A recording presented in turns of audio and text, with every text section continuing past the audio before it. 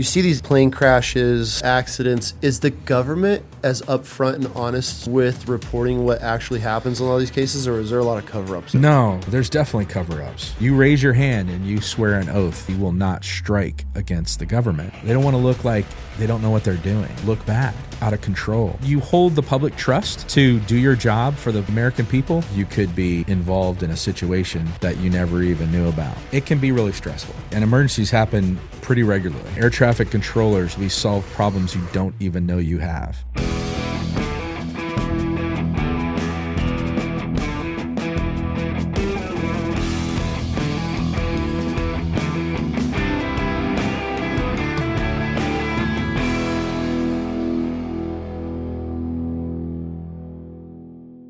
You ready? Yeah, let's do it. I don't know how I'm going to do this intro for you. Okay. Because you have lived many lives. Before, though, we're going to make sure we send you home with a fresh baked sourdough loaf from my little one's bakery. Doesn't Dude, that's suck. like a beautiful loaf. It's like picture perfect. Wait until the ones you see. This thing's kind of a prop now. Yeah. Because we leave them up here and then they get like a crouton and it preserves itself, but it looks incredible. Yeah. I've got some friends that are like trying to master sourdough, and it's funny, they post stuff on their socials and they're just, failing at it. Yeah. I was like, oh, it's so hard. It's one of those things that once you figure out, you're like, why did I struggle so bad at this? And so, so we're going to make sure you get to go home with a fresh baked loaf. The wife's whipping them up now for you all. That's great. Started as a little homeschool project for our little one, and it's now booming, and all of our listeners and supporters every week get on, they hear about it, and they support our little one's little business. So, man, I love that. It's been pretty cool. But all right, dude, let's jump into this conversation. I'm going to try to give you an intro, but we've got a lot to cover. So, Dave, welcome to the show. First, thank you. You're a veteran, Marine veteran, so Semper Fi. You're a third generation Marine. Yes. Which is pretty cool to be able to have that title. You wanted to join the Marine Corps, continue the legacy, go infantry, and for some weird reason, you end up getting into air traffic control. That's correct. Which is a fascinating world, and was why the main part of this conversation. I have really crazy conspiracies, so does my wife, on the FAA, air traffic control, all these planes and helicopters crashing and all the wild stuff. Mm-hmm. You've been in this industry for over 30 years. So we have a lot to dive into. While you're developing this military aviation hit career, you also get into the music industry. You become a DJ. You end up retiring from FAA, buy a bar, get into the music industry. You become an artist manager, you bar owner, TV or television or radio host voice. I mean, you do it all. I mean, your life sounds like absolute wild chaos as far as the journey, entrepreneurship, and just grinding and living this crazy wild life all along the way. So I have so many questions on aviation, planes, flying. How often are we almost actually dying in these planes? Which what you were talking about is a lot more common than we know. So, true fashion, buddy. Who are you and where are you from?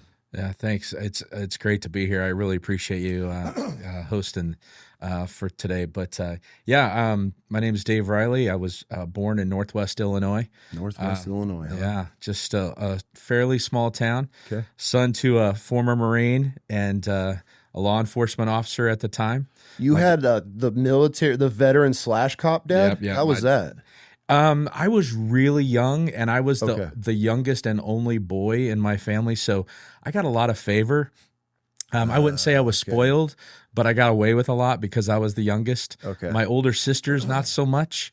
But it was wild because our town was like 10,000 people. The PD was pretty small.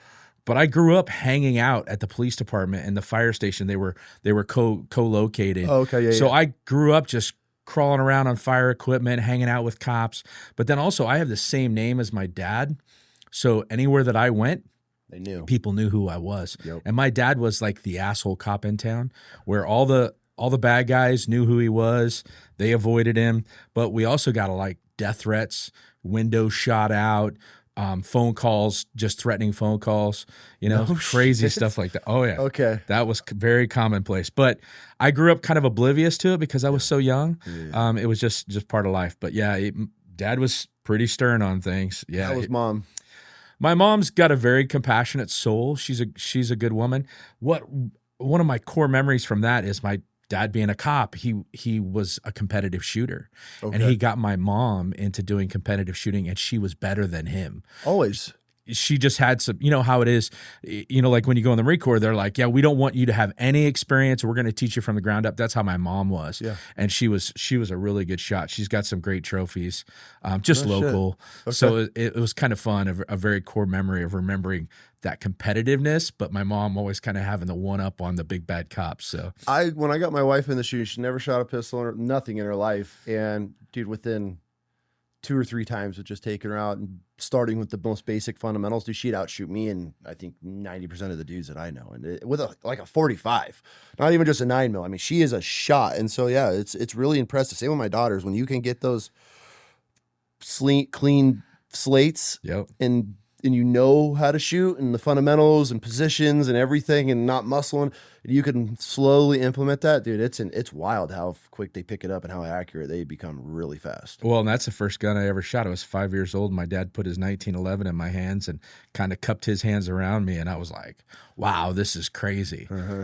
Yeah, he carried a nickel-plated 1911 as his service. Of course. Yeah. One of those. Yeah. Okay. So you grow up Illinois. Where do you go from there? So later on, my parents ended up getting divorced. Over what? My dad was hard. Yeah. Okay. Really hard. I'm gonna go down to that. He was abusive to my oldest sister. Emotionally abusive to my mom. My mom had enough. Okay. So they separated, divorced, and my mom remarried. It's kind of a funny part of the story, but she was 36 at the time, and her new husband was 26. Okay. And this is back in 79. So that wasn't looked upon like it was now. not. No, not at all. And so his parents were kind of upset that he was a corporate guy and he was kind of moving up, and then here he goes marrying a divorcee with 4 kids. His parents were like pissed. Mm-hmm. But it was a blessing in disguise because his family grew up in the Lutheran church. Okay. And so he brought that to our family too, and really introduced a really solid spiritual foundation for me growing up from probably 5th, 6th grade forward. Okay. So ended up going to Lutheran schools, graduating from Lutheran High School in Denver, and did all of that and all of the activities that are associated with that. So it was a real blessing. So we're in Illinois, and my stepdad was the director of the Chamber of Commerce as a young 20-something. So he was involved in that world, and then he was kind of pivotal in organizing some events for Ronald Reagan when he got elected in 1980. He was involved in a lot of that in our town because Dixon, Illinois, where we lived, is the hometown of Ronald Reagan. So it was a really big deal. Okay. They had preserved his boyhood home and a lot of things like that. And my stepdad was really involved in all of that. Well, then fast forward, the steel mill down the river, after Reagan signed some trade stuff with China and bringing in outside steel, the steel mill in our town closed. And when it did, the chairman of the board of directors of the chamber had a friend that needed a job. So they made up some bogus cause to fire my stepdad. And he fought it as long as he could, and finally he just gave up and said, screw it. Well, he had visited Colorado a couple times while he was a director, and my mom had went with him for some conferences and stuff. And they're like, you know what? Screw it. Let's sell everything and move to Colorado. I respect that. There was a lot more opportunities. The economy was better because it wasn't really industry based. Yep. And so he was like, let's roll to Colorado. So I'm still young. I think I was 12. And so my mom took 100% custody of me in the divorce. My sisters were able to make their own choice. I really didn't. So we rolled to Colorado, and it set forth a whole new life for me. No kidding. Yeah, because where I grew up in Illinois, there wasn't much going on for young people. Yeah. You grew up, you got married, you worked in a factory, and that was it. And that's the cycle that every generation absolutely does. I'm from a small town upstate New York. It's the same. You're either laying brick, painting, building, construction, digging ditches, and it's just generation after generation of that. Yeah, and in your teenage years, there's not a lot going on, and so you find a lot of trouble. Yep. A lot of underage drinking and drug use. I never got into drugs, but started drinking at a young age. Never really had any alcoholic tendencies, but there's nothing else to do, so you just party out in the cornfields and try to stay out of trouble with the law, Yeah. which I had an advantage of because my dad was a cop, and my dad's he ended up getting out of law enforcement about that same time that my folks got divorced. Okay. And got into trucking, but he was still in town, and it's a fairly small town, so everybody knew who he was. Doesn't go away. Nope. And it was funny because I was so much younger than my sisters, like 5 years. But when I would walk through the halls of the school, the teachers knew who my dad was. I went to school with my dad, some of my dad's teachers when he was a student, and half the teachers were in school with my dad. My dad was absolute terror. So that all came back on my brother and I. So I know how that feels. Oh, you're DL's boy. Like that's what I got all through high school. Most of them would just avoid me. Okay. And if there was ever any issues, my dad, throughout my childhood, my dad had a standing order with all the principals that if my kids have an issue, you call me and I'll drive over and take care of it. And he would too. He'd show up in a squad car, you know, and shit, whoop your ass out in the parking lot or what? Yeah, for sure. 100%. The town cops just whooping your ass out in the parking lot, send you back in, you're just sniffling. And I was always, you know, and you just grow up deathly afraid of, you know, getting your ass whooped. Yeah. You know, a couple times with, you know, I remember getting in trouble as a young kid outside. My dad would grab a switch off of a tree, clean the leaves off it, and he'd be like, get in the house, and just walking right behind you, right on the back of the thighs, you know? So, yeah. Interesting childhood experience. One of those old grumpy bastards. Oh, yeah. Do you have, what's his story? Is he still around? I mean, no, he passed in 1995. Okay. Heart disease. Okay. He was a big smoker. Did you have any relationship with him once you left and went to Colorado? We had a decent relationship, and that's kind of part of it too, is, my dad and my mom kept having girls. They had 3 girls, and then they were trying for a boy, and then they had me. But I always felt like I disappointed my dad. And it wasn't until I graduated from boot camp and became a Marine that I felt like I had his respect. Did he come to that? Nope. Did that affect you at all? Oh, yeah. That pissed me off pretty good. Really? I really wanted to see him there, and he wouldn't travel. And he was living in Illinois to San Diego, even though he went to boot camp in San Diego, you know, and had all those ties, he wouldn't travel. So that was disappointing for me. For sure. But yeah, so that was the moment that I really felt like I earned his respect. Okay. I remember one of the first memories I have of disappointing my father was I was like 5 and I wanted to learn how to play baseball. And so they bought me a mitt and a ball, and we were at my grandmother's house, and I'm like, hey, play catch with me. And we go outside, finally get him to go out front. And I remember he tossed the ball at me, and I missed it, and I was barefoot, and it hit my foot, and I started crying. And he's like, fuck this, I'm done. I walked away. Yeah. So there was a lot of disappointments there on that perspective. But like I said, as I grew up. So do you feel you were always trying to chase his approval? No, not really. I think it was kind of a in the back of my mind kind of thing. Okay. But I really felt disconnected from him, I think, because of it. And so I tended to do a lot of things on my own when my parents got divorced. My older sisters were kind of like doing their thing. Yeah. My 2 oldest sisters ended up living with my dad right away because they were in their teenage years, and they were playing the game because my dad was an over-the-road trucker. So free house, empty house. They were getting into some trouble about then, and being the youngest, my mom's like, no, you're just going to stay here. But then she had to work like a lot to provide for us. Absolutely. So I ended up, you know, with the modern term of being a latchkey kid, I was basically that. We never locked our doors, but you know, I spent a lot of time on my own, getting off to school, walking, you know, numerous blocks to school by myself. I remember spending a lot of time alone. Okay. Without my parents around. Okay. Excuse me, without my older sisters. But it really kind of developed me into who I am today. So, just some cool experiences.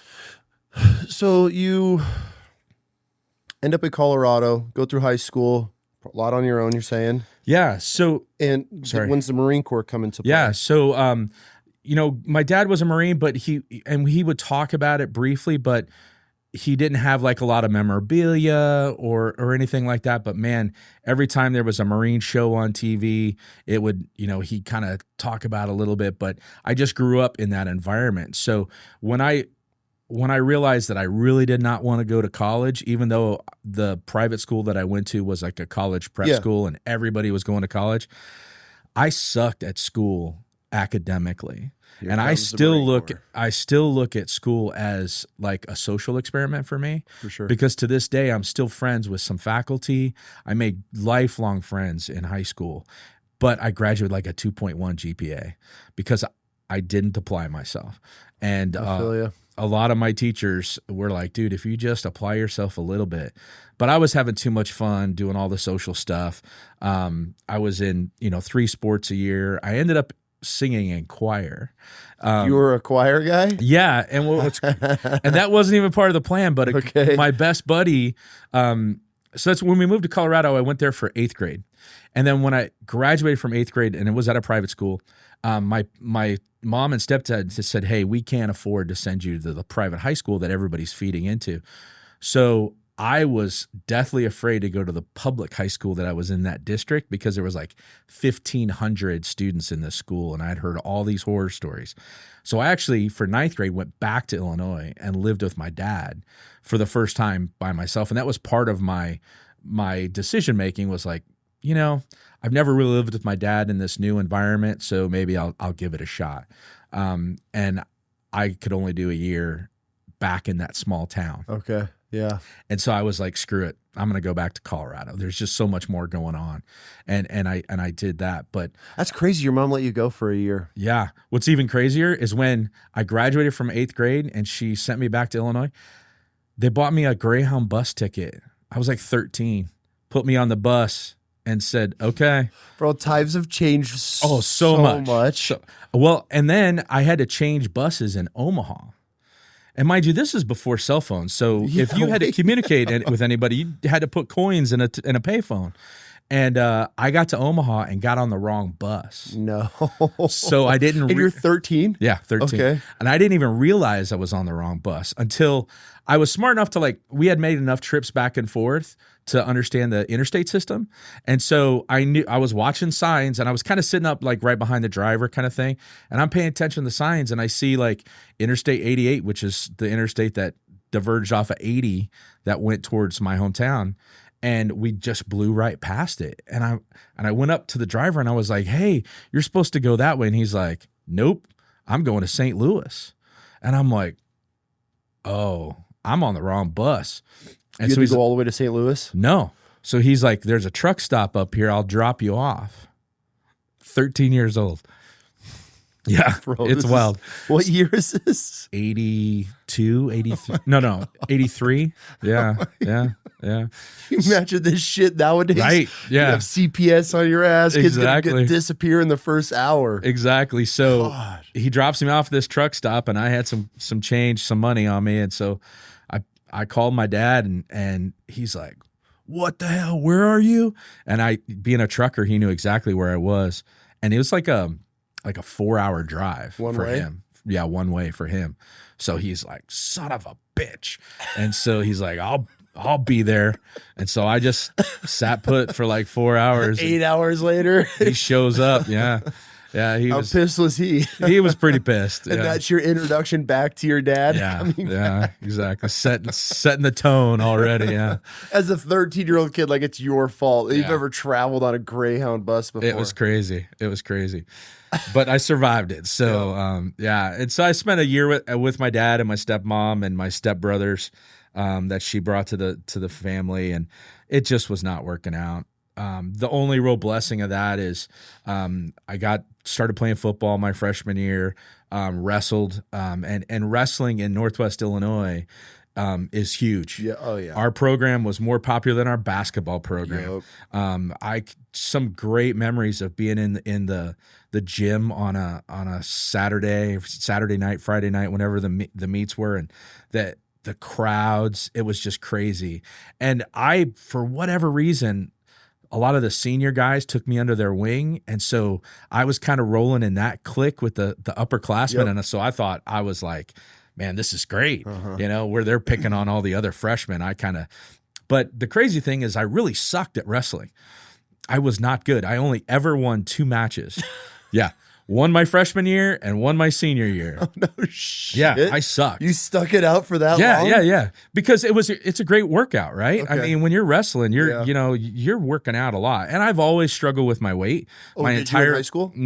My entire life. I was the chubby little kid, and then when I got into high school, I was still, overweight. I always had to work to keep my weight under control. And that's part of the Marine Corps story too, is I had to lose 30 pounds just to get into the delayed entry program. No shit. Right. And then when I finally went to boot camp, I lost another 30 pounds at boot camp. They put you on the bread rations Yeah. and shit while you were there, water and bread. Starvation, bro. Straight up. Yeah, they say it's a diet, but Yeah. they just starve kids there for sure. Exactly. That was a big part of my formative part in the Marine Corps as well. Let's jump into that, Yeah. into the Marine Corps. So So at the end of high school, I'm like, I'm going in the Marine Corps. I'm just gonna. you're destined for it. Like you knew 100% you're going to be a Marine. 100%. I just wanted to take a break from the academic stuff. Okay. I was like, let's go in for 4 years. I'll get the GI Bill and figure it out on the backside. If I want to stay in the Marine Corps, if I want to get out, go to school, we'll figure it out. Got a lot of years left ahead of me. So, I enlisted to be an enlisted air crew C-130 navigator. Okay. Which is what? Well, you sit up in the cockpit with the pilots, and Okay. back then it was really before GPS.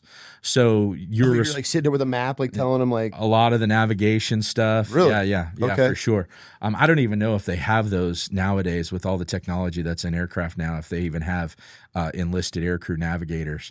But that's, like you mentioned earlier, when I walked in, I wanted to be infantry. I was like, let me go shoot people and blow shit up, and my recruiter looked at my ASVAB scores, which I had taken like a year earlier, and took the ASVAB just to get out of class. So I didn't even apply myself taking the ASVAB. Bro, I did the same thing, and that ended up screwing me horribly. Like it was one of those. I'm like, I'm not joining the military. These idiots. Yeah, I'm gonna go play college football. So I just blow through this, and then later on, they're like, "Okay, this is your ASVAB score." I'm like, "When the hell did I take this ASVAB?" So, and so I never took it serious. And looking back on it now, that's why I ended up an Amtracker and fucking retard, because I never applied myself during it. But I thought about it after. I'm like, well, I should have retaken that. Who knows what I would have qualified for? Right. Well, apparently I did enough to where I could qualify for any job in the Marine Corps. That was not my case. So, my recruiter's like, well, do you like to travel? And I was like, yeah, I'd love to. That was, my dad had been in Japan when he was in the Marine Corps, and I heard stories about that. And he got some great souvenirs from my grandmother at the time that I grew up, seeing these Japanese. He had like this little geisha doll that he sent to my grandma, and my grandfather built like a wooden glass case for it. I still have it to this day. It's one of my, a great family heirloom. But I grown up like seeing that geisha doll and was just mesmerized. So I was like, man, I want to go to Japan. I want to do that. So I was like, sign me up. So he's like, C-130s, you'll fly all around the world and it'll be a great job. And I was like, sweet, let's do it. So sign me up. I was 17 at the time. My mom had to sign for me to get in the delayed entry program. So we did that. And I spent 10 months in the delayed entry program. So I want to say it was like February before I graduated. Even though mentally I'd already made the decision and had the conversations, it wasn't until February when I actually signed up, and then graduated. And my original ship date was like July. And I was like, all right, that's off to boot camp. Yeah. Okay. I was like, that's cool. Graduate in June, have, like a month to chill, and then go to boot camp. Well, then for whatever reason, your boot camp date is actually, put in sequence with your class date. So when you graduate at boot camp, you can basically go to school. Yep. Well, for whatever reason, my school date kept getting pushed back. So I didn't go to boot camp until December. Oh, so you had a lot of downtime. Yeah, okay. A lot of downtime. Just ended up working jobs and stuff, delivered pizzas, did odd stuff like that, worked out a lot with my recruiter. We didn't really have a big delayed entry program, so it was more like him like, stop by at 16:30 and we'll go to the gym, that kind of thing when I was available. So, I had to lose like 30 pounds to sign up. And then tried to keep losing weight, and then went to boot camp at 195 and graduated at 165. Damn, yeah, okay. that whole process was shocking to me as well. But anyway, went to boot camp in December. Of what year? Of 87. Okay, so what is Marine Corps boot camp like in 1987? Very similar to what it was like in the 70s. So, you know, you hear, as I was in the Marine Corps, ended up being in for 9 years, you hear the now boot camp stories. Yeah. And it was like it was in the 70s. We got hit. You know, I had a drill instructor that was a senior drill instructor that was very stern. Our heavy was very heavy. It was an interesting experience. And you know, one story that I remembered, I had worked myself into being a squad leader. Okay. I was the first squad leader. So I was sleeping up front with a guide. We shared a rack. And he was on top, I was on the bottom. And you remember how the drill instructors would put you to sleep at night? You know, that you do the whole mount thing and then, I don't know, sing the Marine Corps hymn or whatever we did. And then they would give you like a pep talk, you know, as you're laying there in the dark in the POA and stuff. And I remember laying there in the position of attention, and I was so exhausted, I fell asleep and started snoring. This happens, yes. Yeah. And the drill instructor, because I was right up in front, I mean, he heard it. And I remember hearing, Riley. And then he just punched the shit out of me right in the freaking head. And I like woke up with a start, and he's like, get the fuck up. And I got up, got dressed, and he made me push deck towels. Did you guys use deck towels? Oh, yeah, on the ground, like hands and knees running. That's torture in itself. Yeah. He's like, just start deck toweling. And so I deck toweled till like 2 a.m. And finally he came out of the duty hut and was like, get the fuck in the rack. I never heard another thing about it though, but yeah. Dude, I got a funny ass going to sleep boot camp story. So my rack mate, to this day, we're home, like we've Love been that. yeah. And so we stood on the yellow footprints together. He's some kid from Florida, and I'm from upstate New York. We literally, as we're entering into the doors in Parris Island, we're standing on the footprints next to this gate, and come to find out, we spent all of our boot camp together, MCT together, schools together, deployed together. There was actually ended up being 4 of us that were together through our whole entire first 4 years of our career. Anyways, dude, it's middle of the drill instructors put you to bed. I'm on the top rack, he's on the bottom rack, and we're all laying there, it's dead silent. And this dude, he denies this to this day. To this day, he will deny this. Dead silent. Like lets out this yawn noise. And I was like, I kind of do what he's, and all of a sudden, boom, drill instructor at the foot of my bed, standing on the foot lockers. Motherfucker, I was like, it wasn't me, or it wasn't his recruit, whatever I had to say at that time. Bro, he ripped me out of my rack and hazed the shit out of me for like 3 hours, and that son of a bitch never said a word. Oh. Never a word. To this day, he still denies it. I'm like, dude, we all know it was you. And he's like, was me. He like still denies it. Yeah. Yeah, boot camp I had such a great time at boot camp. So did I. I mean, even though they were kicking my ass physically, my senior, I was a diet private, you know, and they put like big red marks on our workout sweatshirts and stuff. And so, you know, and then they would segregate you when you went to the chow hall and everything. It was a lot of humiliation when it came to that kind of stuff. Man, I never thought of it like Yeah. that. So you're already struggle with your weight. Yeah. Then you get into the Marine Corps, which one of the greatest things the Marine Corps does is point out all of your insecurities. Even if you didn't even know it's an insecurity, they'll Right. find it. Yeah. I didn't know I had big nostrils till I joined the Marine Corps. That was a thing. So now you're battling this. Yeah. So you now you're just being singled out for your weight. Right. So, as I mentioned before, I went to boot camp at 195, and I was 5'9", and the max weight was 181. And so we went through first phase, and I knew for a fact that I had to have lost at least 15, 20 pounds at that point. Are they starving you, or are they just working you out? Yeah, it's starving you. Yeah, they would segregate the diet privates. We'd go to the chow hall with They're everybody. calling you diet privates? Diet private is what it was Is that called what's too. written on your... No, it was just, you had like your platoon number, and then you had these big red stripes on the front and the back. Oh, and that meant you were in the big boy platoon? Or you were, Needed to eat? a double rats guy. So you were just a diet private, and then Okay. it just depended upon your. And they segregated you guys at chow? So when you go to the chow hall with everybody, right, they would be like, diet privates fall out, and we all had to go to the back of the line. So they would run us through the back of the line because the drill instructor was behind us. And then we would go through the line, and we would have to step off to the side after we got our trays. And the drill instructors would come through and inspect your tray. And if there was anything on there that you had the free will to like request whatever you wanted to eat, the drill instructor would come through and be like, don't touch that. Don't do that. Don't do this. And it got to the point like it was just stupid to even try to eat anything other than lettuce and protein. All of the sides, no potatoes, no bread, no nothing. And so I just literally felt like I was starving. Oh, for sure. Yeah. One of the stupidest things I remember, one time I got some shrimp. We had fried shrimp. The drill instructor made me pick off all of the breading on each shrimp. So that was the last time I ate fried shrimp. I was like, that's just too much work. Because, you don't get much time to eat anyway. So breakfast. Yeah, you got 5 seconds. Breakfast ended up being the best meal because they would let you load up on eggs and bacon and, all that protein, and they were totally cool with it. But whenever you tried to eat like a normal guy and just grab like a little bit of everything, they'd be like, nope, don't touch that. But they let you stuff your face with bacon. Bacon and eggs, yeah. All the protein, right? Marine Corps. Yeah.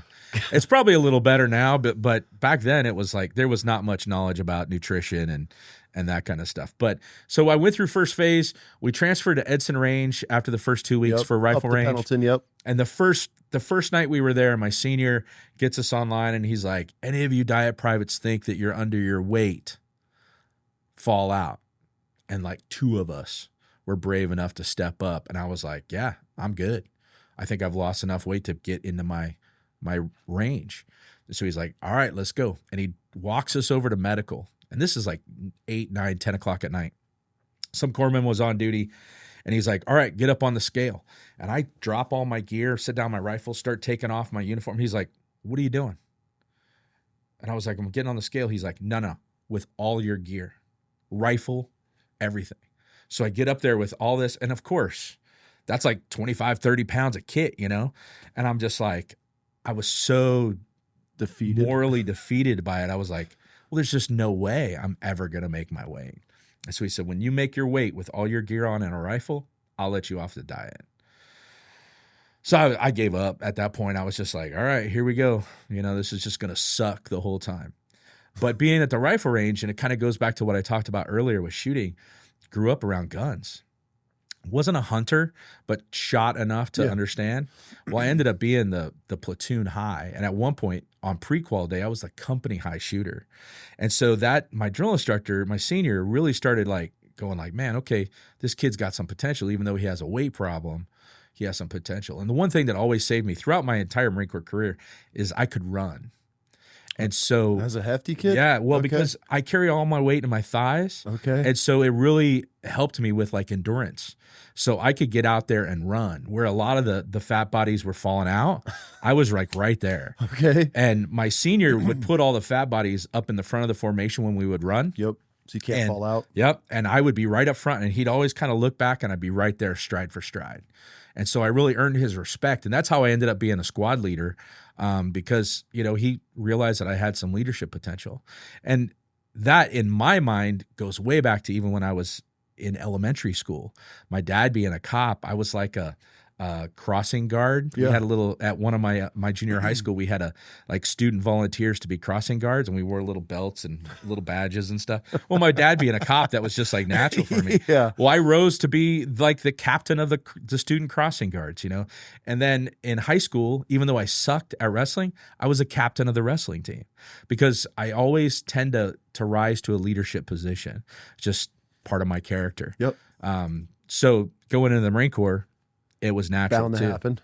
Yeah, for sure. You were kind of telling me the story that brought up real quick, and I stopped you, but you mentioned that you pissed on your drill instructor. Oh, yeah. Let's hear this story. So that's in boot camp, and I ended up being the late chow private. Did you guys have early chow, late chow when you were in boot camp? Like they would To send two relieve- guys ahead to early. relieve the other guys. Yeah. Yeah. Okay. So I was ended never fortunate enough for that, but I was ended up being a early chow private. I think I was like the last fire watch in the morning. yeah. And so they would like Send you guys to chow first. go to chow, and then the other guys would stay behind and fix up the squad bay and stuff.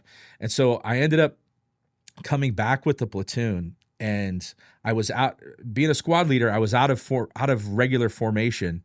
So I ended up being, the drill instructor stops us in front of the squad bay, and he's like, "All right, everybody get up in the head, make a head call, and then get online, move."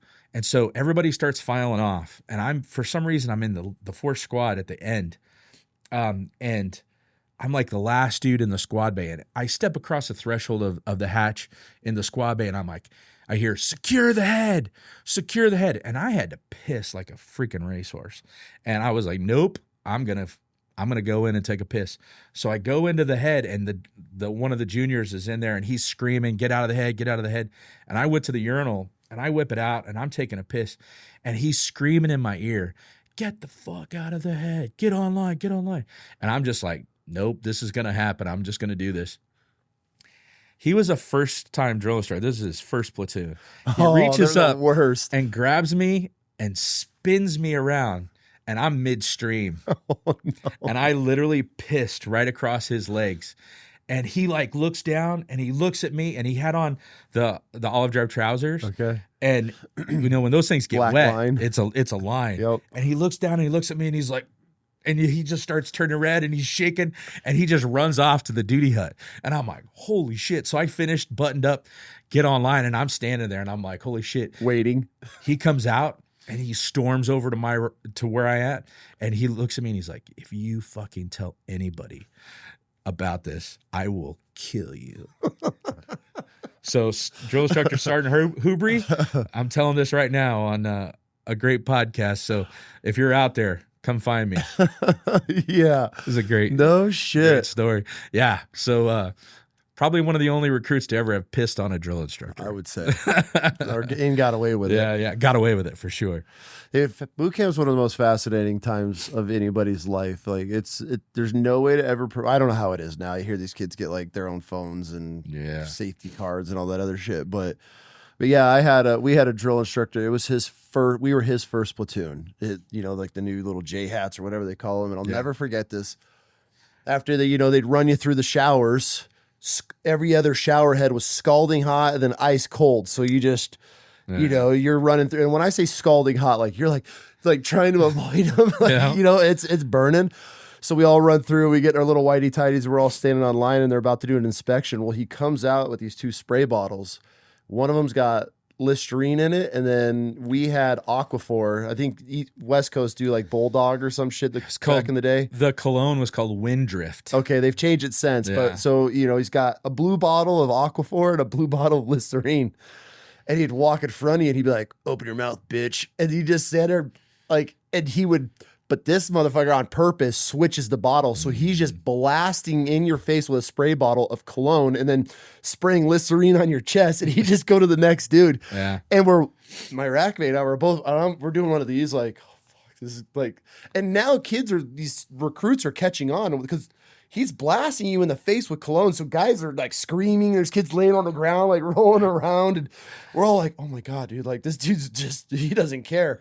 And he's laughing. He just go to the next kid and blast him in the face with cologne. And he gets like two recruits down from us. And the senior drill instructor like comes out and he's like, "Drill instructor." And he looks and he's like, "I believe you got a mistake." And like switch him up. And he's like, "Oh, my bad." Like switches hands right before us and finishes the rest doing it properly. But he was still blasting Listerine in kids' faces. But yeah, dude, getting a new drill, and they don't know how to count. So nothing like, when you're on these drill instructors, they get a rhythm. They know how to not make you make it. Yeah. This dude would be like 10-9-1. And like, he wouldn't even get off the line and he would so he would just sit there and he had no idea how to count. So none of us could accomplish anything, dude. He's the one that he made me run through the squad bay with. I've told this story before, with potpourri bottles and spraying them on a field day. And he made me run laps in the squad bay, and I'm running for, dude, you know how long those things last? Just holding potpourri, just running in circles. And then they run out and he's like, "Bring them to me." And Dude, that dude had me running all day. I went through 12 cans, just wow. dude, the whole field day. I'm just running laps around the inside the Holy squad cow, bay. I thought it was just like 2. No, and then he would shake them and smash them, kick them. I'd have to go retrieve them for him. He'd come back. I'd try to break the lids off so he couldn't do it. He'd go find something, and if the slightest noise came out, not done, go get 2 more. And dude, yeah. And so I would do I'd sit there and I'd be behind racks like trying to poke him. I would try to hide from this dude. And every time they made a noise until both of them didn't make any noise. He's like, finally. And then, yeah, dude, that dude all day, he had my number. I don't know what it was. He locked on to me the second he walked in that squad bay, and I was his the whole entire time. Yeah, there's some recruits that really draw a lot of attention to themselves. I was that guy. It's always nice because they always tend to they go through, the drill instructors have their thing where they stress test everybody, and once you realize that boot camp's just a mind fuck, and you realize that okay, they're doing this for a reason, and you see them like stressing everybody kind of like in sequence, then you're like, oh, okay, it's my turn today, but this is temporary. It'll pass. But there are those dudes that just never temporary. Yeah, I honestly think what prepared me for boot camp, I had a high school football coach, Coach Morgan. This dude was batshit crazy. Like, he ended up getting fired, but he was the most incredible football coach. He took hazing to a whole other level of hazing that I didn't even know. Like, we would go to these football camps away from everybody and parents and everything. And dude, he would let us just gorge ourselves on like pastries and shit, in high school, and you're at football, you're at a college, you feel cool because you're at a camp. You gorge yourself and you're in breakfast dorm or college dorm breakfasts area, whatever. Anyways, dude, he would make us roll. I don't know if anybody listening has ever just rolled on the ground. Like, I'm talking flat like a log and rolled from one end zone to the other end zone. Dudes are puking dude, I went to puke. I filled my whole chin strap with like strawberry Danish that morning. This dude just hazed us to haze us, and so it became norm. But I never would. I'm the one that's never gonna break, right? Like, this is lame as shit, but it's gonna end. That's how my mind was. So when I went to boot camp, like, it was, he literally, I would love to go back and ask if he was a drill instructor in the military at some point, because he was that batshit crazy for high school. And but yeah, I think he prepared me. So that's the same way you were saying. Like, these drill instructors, they stress test you as recruits, and nothing fazed me. So then it was like, bing, like, I became public enemy number 1. And like, I've told it before, dude, I didn't even know how to I didn't know how to disassemble a rifle and clean it and reassemble till after I graduated boot camp and almost got to the fleet, because every rifle maintenance, they would just haze me. So it became this thing where they would like prepare for rifle maintenance. I would just strip, go straight to the quarterdeck and start hazing myself, because it just became this game for them. And then I'd be behind them, like stomping, acting like I'm doing the push-ups and making the noises. Yeah. And they'd look back and catch me, and I'd be like, and then it would just, I asked for it all, but yeah, it was one of those, dude. It was a shit show. Yeah, it was. Once you learn boot camp is just a mind game, then it's easy to overcome. I mean, you just do what you're told. I mean, I survived from like chow to chow. That's kind of how I looked at it. Not like one day at a time. It literally was like from like breakfast to lunch. Just if I can just make it to the next meal, because when you get a meal break, they leave you alone for a few minutes. Yeah, you got a couple minutes to breathe. Yeah, so it was always like that. And then the time just flies. But you get into like third phase, and you start looking back, going, okay, I've really built this, I understand this, and we built this, and all that stuff was part of it, Yeah. And I mentioned it to you earlier about how I ended up in air traffic control. Yeah. Because I was supposed to be a navigator in C-130s, right? And I couldn't swim very well. I could survival swim. Okay. And you go to boot camp and you go to the swim tank and you do the swim qual. And I was like, all right, let's do this. I was traumatized as a very young child with my older sisters. They would like try to teach me how to swim by throwing me in the water. Okay. As a 5-6-year-old, and it traumatized me. I did not want anything to do with the water. And so I never really learned how to swim well. And so I practiced before I went to boot camp. I was comfortable in the water, comfortable enough. So we go to swim qual, and they're like, all right, get in the pool, do this.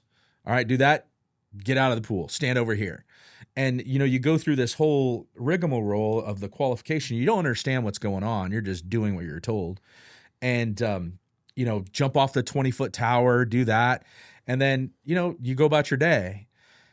go all the way through boot camp, and then during the last week they have career day is what they jokingly call it, and they split up, all the guys that are gonna be 0300s go over here, and Blake over there, and they broke me out with a couple other guys, and then the drill instructor comes over with a clipboard. He's like, Riley, you didn't swim qual to be air crew. And I'm like, well, thanks for telling me now. I don't know how many guys I remember after swim call that unked on the swim call, they kept going back for days and days and days. Yeah. And I was like, maybe could I have just got another chance or whatever to hit second class? Because apparently you have to be a second class swim qual, not a third class swim qual. Okay. But I didn't know that. So they're like, can't be air crew, pick another job. And I was like, they said you can be a Hawk missile systems operator, a surface to air missile operator, or an air traffic controller. And they're like, you got 60 seconds. And so I'm sitting there thinking to myself, okay, well, if this Marine Corps thing doesn't work out, I mean, I've heard of civilian air traffic controllers, but I've never heard of a civilian surface to air missile operator. Yeah. So I want to trade when I come out of this. And so I said air traffic control, and they're like, okay. And they wrote it down. They're like, get in line. Fast forward, one of the other drill instructors in our company, who happened to be the same drill instructor that was at the swim tank, who ended up smashing me in the head with a ring buoy. Yeah, those are rock hard. Yeah, too. they are.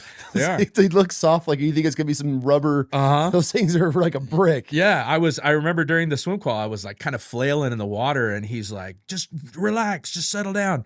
And then I remember him reaching down and hitting me in the head with a ring buoy. And it was this Asian guy. So it's really easy to remember an Asian drill instructor. So he comes over. Well, apparently he's an air traffic controller. That's his primary MOS. And he starts going off on us about, you'll never make it. It's a 50% attrition rate out of the schoolhouse.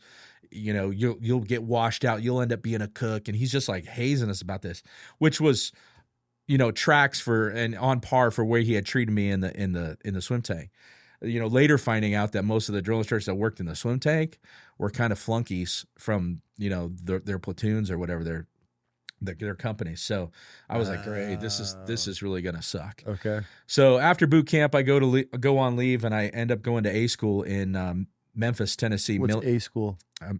Your primary school. Oh, okay. Sorry, I haven't heard it called that. The Navy calls it A school. And so, that's what we called it, because the Navy had the school and the Marines just went there. Okay. If that makes sense. Okay. All so right. my class in air traffic was 90% sailors, and there was 3 of us Marines. We had 20 sailors and 3 Marines. Okay. So, sorry, you can finish this story about the drill instructor. So then I'll get back to that guy in a second, because I ended up running into him in my career in the fleet.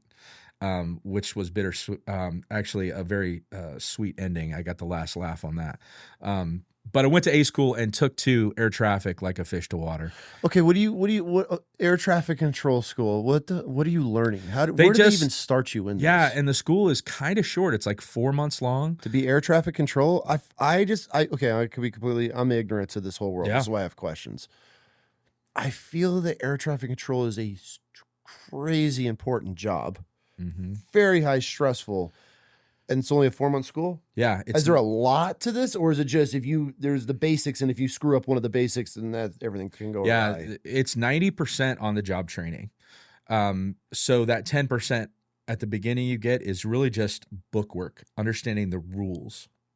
So you regurgitate what the rules are, separation requirements, and how to do this and how to do that. You just learn that, and then when you get into the fleet or get to your first facility, that's when you learn how to apply these rules, how to vector aircraft, how to separate airplanes. And you always have an OJT instructor with you if you're not certified on that position, literally being able to override your transmission if you screw up or give the wrong transmission.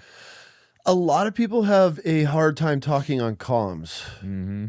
You guys don't even have that option. Is that class 101 is learning how to communicate on the radio? And if you can't talk on the radio, then a lot of people freeze. It's a struggle for some reason for people. I never understood it, but they lock up when they have to talk on the radio. Yeah, and when I was in high school, I mentioned choir. My buddy auditioned for the choir in high school, and he's like, dude, you should. I'm the only dude in this one section, and there's all kinds of girls. You should audition too. So he actually talked to the choir director and said, hey, my buddy, he's not a great singer, but he's pretty good. And, so she auditioned me as a sophomore, which was like unheard of. You had to be like a junior or a senior guy because, your voice is changing. Yeah. And so she usually shunned away sophomores, but my buddy talked her into it. And so she accepted me into the choir. So I ended up being in the choir. And my stepdad, when I mentioned that earlier too, he was in the church. Okay. And so we would go to church and I would sit next to him in the pew and hear him singing these hymns. And he was in the choir in his high school when he was younger, and he had a pretty good voice. And I was like, man, that's kind of cool. I want to learn how to sing like that. So when that opportunity came up, I was like, all right, this is kind of cool. But in choir, we got away with a lot of stuff. We were like some of the only boys that, so I ended up doing like a lot of public speaking in that role as well, doing introductions and interacting with people and stuff like that. And so talking on a microphone was not completely strange for me. This is so hilarious. I've never admitted this before, but I actually was in choir with my boy. But my aunt was the choir teacher. Oh, yeah. And so we had this like unspoken agreement that I would do the announcements and then we ran the lights and the audio. Mm-hmm. So I never had to like sing in choir or ever stand on a stage to be like, because I was the jock, I'm the captain of the football team, but I'm in choir. Dude, it was a guaranteed A. So I'd get a lot of shit from my fellow jocks because, like I said, I was in football and wrestling, and they were like, "Oh, you're in choir, blah blah." And I was like, they finally figured it out that we were getting out of a lot of class to go sing. They had random practices, and we're like, "Oh, we got to go get the audio ready." It would get me out of a ton of shit. Totally, 100%. I'm with you, dude. 100%. Yes, I believe all of this because I did the same shit, but I never had to sing though. So even in practices, we would be like getting the lights ready, and we'd just go fuck off. But then when it would come to practice, it would get us out of everything. But I never had to sing. But I definitely use that as a tool for sure. Yeah. So I did the same thing. And not only that, but I volunteered for like everything in high school. Okay. And so we would have chapel between like second and third period. It was like a 30-minute little devotional kind of thing. Well, I ended up volunteering to be an usher. So we'd have to go in and like set up the gym for chapel. So we'd have to leave second period like a half hour early, getting out of more class. Yep. And, I would do that. And then you had to clean up after chapel, so you end up being late for third period.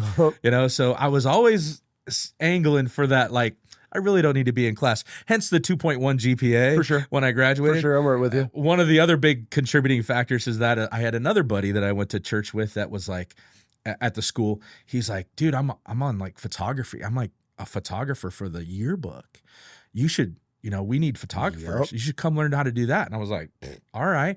Well, we had a faculty sponsor who was the vice principal. So he would like, hey, we need to go shoot this. We need to go shoot that. And so he was writing us notes left and right. It got to the point he didn't even write notes anymore. I just showed up to class when I showed up. And then he didn't even keep track of what we were doing. Yeah. So we had a dark room that literally was just like an 8x10 closet. And only the photographers had access to this. So we would go in there and ditch class. It developed film. Yeah. The same thing. Yeah. Same thing. Dude, we connect on a whole different, a lot of levels. We'd have a couple little things on the wire with the paper clips. We'd turn the lights off and just sit there and bullshit. Somebody answer the door, be like, hey, you're going to expose it. You're going to ruin everything. I used to do the same thing. Oh, 100%. Yep. And it was in the art class. It was our development room. Oh, okay. Mm-hmm. Yeah. I skipped a lot of school doing that.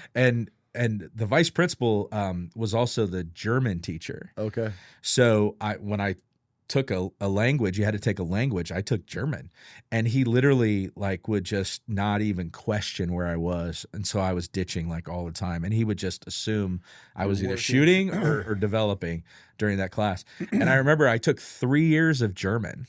Didn't learn a single word. Nah, I can maybe count to 10, But then at the end of the school year, he pulls me aside and he's like, I'm gonna give you a C in this class, because I'm basing that on the fact that you were never here but also you did really good work in photography, and I appreciate it. So I can't give you an A, can't give you a B, but I'll give you a C. And I was like, whatever, dude. I could give a shit. Yeah, at that point, yeah. I just want out of here. That guy, Mr. Herman, bless his soul, he passed a few years back, but he had these glasses that were like pop bottle bottoms. Okay. He was blind, and he would come into the dark room.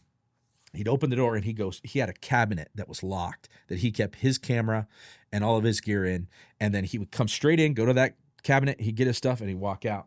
And I started noticing this because I literally would be working in there and he wouldn't even see me working. Really? It was that small of a room, but he would just come in, he's so focused, and he'd walk out.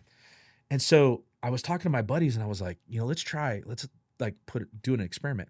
I took a Playboy centerfold, mind you, this is in a Lutheran high school, and put it up on this wall over here.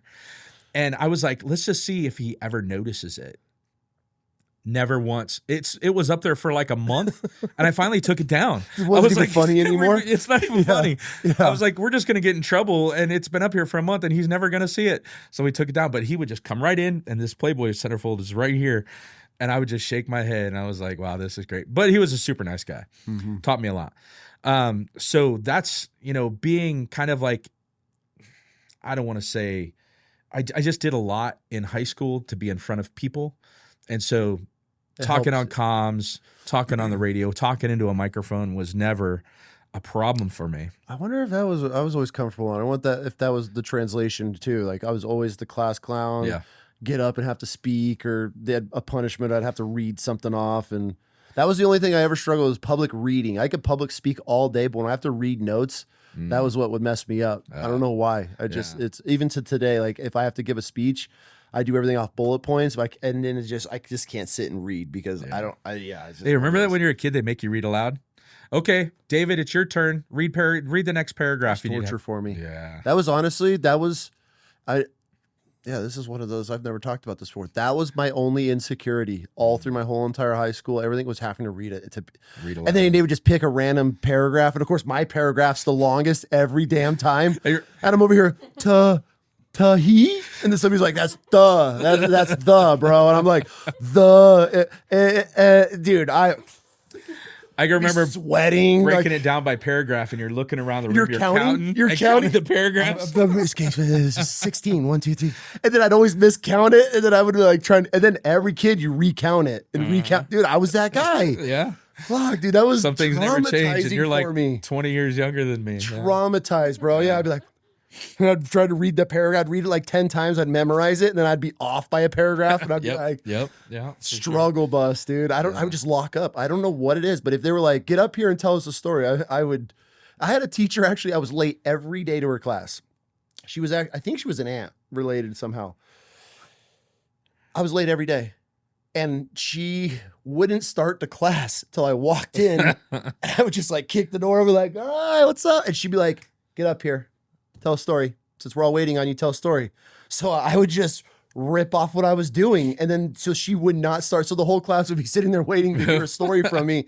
But I could just, I'd be like, we'd get in a giant food fight in class. I'd come back and be like, oh my God. I'd tell this whole story. And then she'd be like, okay, sit down, shut up. Let's get started. That's how she started class every day. It was waited till I walked in, made me tell a story, and then we'd start class. But dude, if you asked me to read a paragraph, right? Oh my God. Yeah. Yeah, my junior year, after I got into choir, I really started getting because I went to Illinois for my freshman year, came back to Denver for my sophomore year. So sophomore year, I was still kind of feeling my way out with the social circles and making friends. Advantage, playing football. I went to 2-a-days, during the summer, leading right up to school. So I kind of bonded with some of the football players. But then my junior year, after being in choir and making friends, some of the other jocks were like, man, you guys get out of class all the time. I was like, this junior year, we're going to California on a 2-week tour. I was like, you guys need to get into choir. So a lot of my friends that were jocks who used to talk shit about choir ended up auditioning and getting into choir because we were going to take this choir tour, go to California and drive around for 2 weeks, just singing at churches, doing this kind of stuff. So being in choir kind of became cool when I was there, and a lot of the jocks were doing the same It's a thing. sleeper. It's a sleeper class. For Yeah, sure. like Christmas time, I was in like a smaller choir. It was called Light Brigade, and it was the better singers of the concert choir. And during Christmas, we would go to like nursing homes and malls, and we were getting out of class all the holidays and like big recitals that Yeah. came up were the greatest because you had to prepare for it. Yeah. Yeah. All right, back to aviation. Well, let me jump on one more Yeah. high school story, Yeah, and I got hey, some, fuck, dude, whatever some you want, B-roll man. stories for you. So after junior year, start of senior year, 1986, there's a big movie that came out called Top Gun. Okay. And that really set the tone for me of wanting to go into the military. So this is the beginning. Even though I had always kind of thought about it and it was kind of my backup plan, that was really like, okay, yeah, the military is really, really cool. I ended up seeing Top Gun in the theater 29 times before I went to boot camp. What? Yeah. Only because a friend of mine worked at the movie theater. And so they would let me in for free all the time. So whenever I was just screwing off, didn't have anything else to do, I'd go to the theater, watch the movie. Anyway, during chapel, I mentioned earlier, chapel, my best friend, Chris Singer, we had to do like a little, for homecoming, like a little presentation to like advertise homecoming coming up kind of thing. And so he devised this plan to recreate the bar scene when they sing the song. Okay. Yeah. To recreate that scene in front of the whole student body. And I was part of that because we were in choir together and we sang.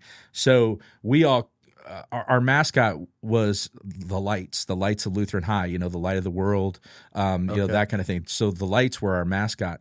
And so we call ourselves Top Lights. Okay. So we all come out with aviators, our leather jackets on, and we do this whole thing. And he actually brings his girlfriend up, and we do this thing, and he asks her to homecoming. So that spawned a whole nother thing where we became like a 4-piece a cappella group. and we were doing shows. I think we did like half a dozen concerts singing rock music, a cappella stuff. What? Yeah. It became a thing. Yeah. There's some B-roll stuff I'll send you of that. But yeah, Top You Lights have became. B-roll of this? Yeah. Oh, Yeah. Lance, please send this over. That was good. So that really kind of Set solidified the stage for you becoming an air traffic control operator. in the music business. You know? Oh yeah, we haven't even touched it, dude. This is wild chaos. Yeah. Yeah. So that was pre getting you into the whole country music. So I had like a foundation of performing. And my recruiter had told me like, you could, the Marine Corps got choir. You can get into that too, you know, blah, blah, blah, you know, get in there and there's nothing like that. No. So I'm focused on this air traffic control thing. Go to air traffic control school. I'm deathly afraid. The drill instructor said, you're going to wash out. And it was kind of cool. And I was like, man, I'm getting this. But one of the huge advantages I had, I was dating a girl in my class, or anyway, trying to date a girl in my class. Okay. This wave is what we call them then. I don't know what they politically correct call them now, but Wave? a female sailor. We call them WMs for women Marines, and the Navy called them waves. Oh, we call them WMs for a way different reason. You call them women Marines, or you just no, that's what they call them, WMs. Interesting. Yeah, I know it's changed over the decades, but it went to walking mattresses. It went to Wookiees. Geez. It went to books. Yeah, that's all before me. Another thing that was before me was the whole crayon thing. That was not my generation. The crayon eating. Yeah, and so that was not my generation. I was out and like an adult by then, and so when that became a thing, you were already out of the Marine Corps when the crayon thing came. Yeah, out? I thought that's been like forever. No, not at all. There was no reference to eating crayons when you were in. What year were you? 87 to 96. There's no way. I kind of remember it like becoming a thing because like social media was just kind of, and then somebody posted like Marines are so dumb. They're like, you know, dumb kids that eat crayons. And then that's kind of when it spun into a thing. Now that you say this, I would be curious to know when the whole crayon eating was adopted by the other branches, because that's all they kind of have, like fucking crayon eating. Yeah, but it's like So it doesn't even phase me. My favorite one's blue, so Yeah. whatever. So I'll meet people and they'll be like, "Oh, what's your favorite color?" And I'll be like, "Dude, it doesn't even phase me. They all taste the same. It was before me." Yeah, I just tell them they all taste the same. Funny. They're all the same flavor. Yeah. So and they look at you like, this dude has eaten crayons before, right? So I was dating this girl and she was a rock, dude. She was dumb. And everybody in our class knew it. So I would spend every evening with her reteaching her what we learned that day. So kind of studying, and it just reinforced everything. And I ended up graduating at the top of my class. Oh, so you're tutoring her. Yeah. Trying to hook up with her. Yeah. But at the same time, reiterating your curriculum And because you're everything. learning it twice or 5 times in a row. Having to teach it, learn it and then teach it to her and, get her to struggle through it. Did she make it? She barely made it. Barely. And then we lost contact and I never hooked up with her. It was all no, you never, no. I wouldn't say it was a waste of time because I did graduate at the top of my class. At least you're honest. I was number 2 in my class. I missed being number 1 by 0.6 of a percentage point. I even tried to bribe the sailor that we were like neck and neck. I was like, dude, just miss one question. I'll pay you like $500. Because for us as Marines, it was a promotion. And for them, they got like a little certificate for it. And so I was like, dude, this means like money for me. I can get promoted to Lance Corporal. Yeah. And he's like, little smug, little asshole. He's like, no. Typical I'm sailor. not going to do that. Yeah, that's a Navy thing for sure. It's all bullshit. 0.6 of a percentage point. No I offense. still say I graduated. No top. Yeah, offense. No offense. Well, these sailors were so dumb in our class. We had convinced them of the comparative rank structure. You ever heard of that? No. Yeah, it's not a thing, but we had convinced them that it was a thing. That we were like, an E2 in the Marine Corps is equivalent to an E4 in the Navy. And these guys like bought off on that. So we never like field dayed anything. The sailors were all going around cleaning everything in the class and we're just chilling, doing nothing. We're like, no, the class leader was an E4 and we're like, yeah, we're equivalent to him. So no, you guys go clean.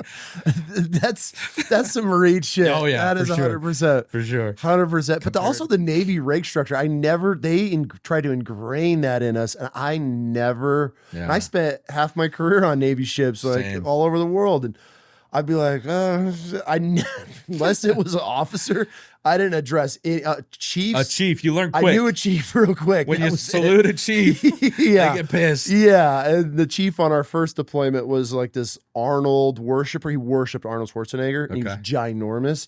So yeah, you messed that up one time. He was a command master chief. So yeah, I knew chief and above. That was it. Dude, it was so confusing to me. And then I'd have like them little dork Marines on our platoon. I'm like, that's a sailor ensign, whatever. And I'd be like, yeah, I have no idea. I never gave a shit to learn it. Here's a funny story at school. First time I ever passed out in formation. That was crazy. Yeah. You passed out in a formation? Yep. You're that guy? No, I had the flu. But you're still that guy.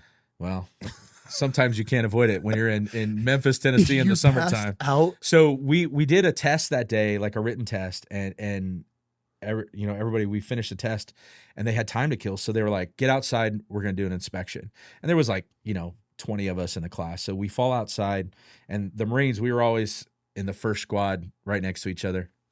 And I remember standing there at the POA and it was hot and it was humid. And I literally had the flu for like 3 days, but I knew I couldn't miss this test. So I couldn't, not go to school. And so I went to school, passed the test, and we're out there. And I remember standing there and I just remember everything just going black. And I just right over in the POA. Face first or backwards? Face first. To the concrete? And there were rocks. There was like landscaping right there. We were standing on like a sidewalk. And I remember just hitting the rocks in my face. They called an ambulance. They hauled me off. I was dehydrated. They hooked me up. I ended up getting like the next 2 days off in conjunction with the weekend kind of thing just to recover. But that's like the only time I ever passed out information. And you always think about, I don't want to be that guy. Boot camp, you always got those guys falling out. We had guys in boot camp like pissing themselves in formation. Oh, that was regular. Yeah. So wild. Regular. Not me pissing, but like you'd always see it. Yeah. Bro, I had to stand through a Purple Heart ceremony. Our battalion, when I hit the fleet, our battalion was deployed, and those boys were hooking and jabbing in the early days. And we came back, and it was just a battalion full of just war heroes, and we're all these just retarded boots. But anyways, we ended up going to this Purple Heart ceremony, and dude, they had like 4 or 5 of those black fold-out tables, and then it was inclement weather, so they like bring us into this gym and this auditorium thing. Anyways, I'm talking stacks of Purple Hearts. We were there for hours. Dude, you just be like, they'd be reading off some citation, some Purple Heart recipient, and boom, boom. Dang. People are just dropping. Dude, we stood there for hours as they read hundreds of Purple Heart citations. It seemed like it was the worst thing, but just watching dudes fall out. But we came back from Libo one night on a ship, and everybody was just absolutely blacked out, wasted, and dudes would be falling out in formation, and we were dragging them out of formation and rolling them under Humvees and 7 tons on the flight deck of the ship. They're, the non-skid. I don't know if you've ever been on the top flight deck. That shit, it's like razor glass inside of these things, and we're just dragging these dudes in their civvies and like pushing them under. Everybody's wasted. We're trying to hide all the drunks that are falling out in formation. Dudes are pissing on the other back of dudes, and dude, when you hear somebody fall face first or backwards, it is my crewman. Actually, I'm gonna give him shit over this. I forgot about this. We were in Al Asad, Iraq, and we were doing it was a ceremony for guys that had gotten hit, and so we were doing the whole rifleman's, all that stuff in remembrance to them. And dude, he fell out in the middle of it, and we gave him, as they're reading off these men that gave their lives in our battalion, this dude falls out in it. And you want to talk about getting crucified. Like, this guy lost his life, and you can't even stand in a formation in remembrance of him. It was bad. Lock your knees, man. Lock your knees, man. Yeah. If it's hot and you lock your knees. I was always terrified because I was a color sergeant. You have some old Navy corpsman that's done 35 years, and then he gets up there, I'd like to thank my wife. Back, and you're standing there for hours with the flag, and the sun's beating on you, your toes feel like they're melting, and you'd be like, oh my, and you'd have to sit there. I could just remember like rocking my knees. Yeah, rocking your knees back and forth. And you think like you're moving like crazy. Yep. And if you pay attention to it, if you look at some long formations, dudes are doing that. Oh, for sure. And, normally you would be deathly afraid you're going to get your ass chewed, but I think even the seniors even know that you're just struggling. Okay, aviation. Yeah. So that's when I become an air traffic controller. Yeah. So I make it to the fleet. My first unit was a mobile unit that was a mobile air traffic control unit. So we had a radar system, a portable radar system, all the support equipment that goes with that. We had a portable tower that we were able to set up and erect this tower. It was like 3 or 4 stories high, and some other associated equipment. So we were a deployable unit to support an airfield. So when we deployed to Desert Storm, that came in handy doing what we do. But what was crazy is I was with a squadron that was based out of Tustin. Okay. And Tustin maybe was closed. Tustin, California? Yeah. Okay. Do you remember the big blimp hangars? Yes. Yeah. So that was a Marine Corps air station at one time. Oh, no shit. Yeah. Okay. Going way back to like World War II. Okay. And then they ended up bracking it, closing it down. Yeah. Real cool connection there. My squadron was headquartered there. Okay. But our detachment was deployed to Camp Pendleton to support the air station, because the air station at Camp Pendleton at the time did not have a permanent radar system. So we used our portable system and provided air traffic services for the air group down there. My dad, when he was in the Marine Corps from 58 to 62, was stationed at Tustin as a helicopter mechanic and worked in those hangars. So it was always kind of cool when I got to go up there. That's interesting. I used to have to do like mail runs and shit from Pendleton up to Tustin, and I'd see those hangars, and I'd tell my dad about, yeah, man, this is, and he's like, dude, if you guys are up in Tustin, you're skating like nobody. 100%. You guys are doing nothing up there. Yeah. It was all just you're away from the flagpole. Nobody even knows you guys exist. Why are you in Tustin? Is it just because of that location, or is it for comms between 29 Palms and San Diego? Is that like a relay point or something? Well, El Toro. Yeah. Are you familiar with El Toro? Absolutely. That was an air base at that Marine Corps Air Station at the time. And Tustin was kind of a subsidiary of that. They had the helicopters. The heavy lift helicopters were stationed at Tustin. Got it. As part of the wing, and then the Cobras and the OV-10s and the Hueys were all at Pendleton. Okay, so we were all part of the air wing. Miramar was still Navy back then, which is now a Marine Corps air station. So all of that was in transition. But it's like an hour and a half haul from Pendleton up to Tustin. Back then. Yeah. Maybe even longer, and so they'd always have like a duty driver that'd be like, hey, somebody needs to make a mail call run, up to Tustin. So I would volunteer for that because then you were screwing off all day. Yep. We would go up there, check into the squadron, get the mail, and then hit the DFAC or the chow hall up there because it was better than the ones at Pendleton. And so you go to chow and then take a nap in the truck and then make our way back, to piss off a whole day and not have to be at work. A whole day. Yeah. I'm all about it. Yep. We'd cut through on the north end of Pendleton, and we'd hit some back off roads. It's like through Fallbrook and everything. No, on the coast side. You guys are driving Humvees up to Tustin? Oh yeah, on the freeway. Yeah, Humvees. I thought you were in like Govies. No, Humvees so you can't even and go screw Cuckvies. around or anything, huh? Oh, we did. Did you? Well, you've heard of like Black's Beach, right? Mm-mm. No, there was like an informal nudist beach. Oh yeah, the nude beach. Yeah, okay. On the northeast side of the base, and by the Dolly Partons. Yep, right? yep, yeah. just south of there. Yeah, and there was a cliff. Yep. That overlooked. Well, we divert over there and just go see who was out sunbathing on the beach. Oh, so you guys would take all like the 2 tracks and tank trails back through Pendleton? Yep. Oh, okay. Just to fuck off even more. Yeah. One time, the guy I was with was driving, and I was the A driver, and we got stuck in like a big tank rut that was like filled with water. We got stuck out there, and we had to hump and finally called somebody to get a tow truck to come pull us out. It was a big debacle. Then they put the kibosh on anybody taking any off roads. You had to stay on the hard pack. So there's always somebody that ruins it. We can't have good stuff, right? We have nice things. This is why Marines. Yeah. I mean, we didn't break anything, but it was a little embarrassing, but it was always fun. So I would do things like that. But Pendleton was a deployable unit, and we were good at what we did because we were able to work air traffic all the time. Okay. Whereas the other detachments in our squadron would do like CACs, or they do WTI down in Yuma. They would do these deployments, and then they never really got good at maintaining their gear, at air traffic control. They just weren't actually working.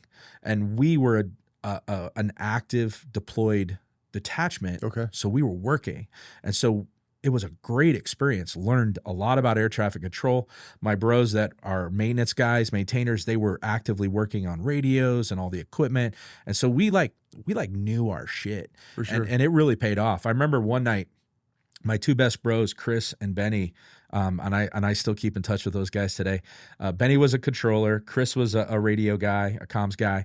And it was me, and we got a call from the tower there at Pendleton, and they're like, "Hey, we've got these OV-10s coming back from Yuma," and the Marine layer had moved into the airfield, and we were socked in, so they were going to need a precision approach, and so they're like, "Hey, we closed at 10," and so the tower called and said, "Hey, they really want us to stay open for these helos coming back, or these OV-10s coming back.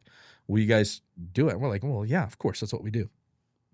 And so these OV-10s come in, they land, we go home, don't think anything of it.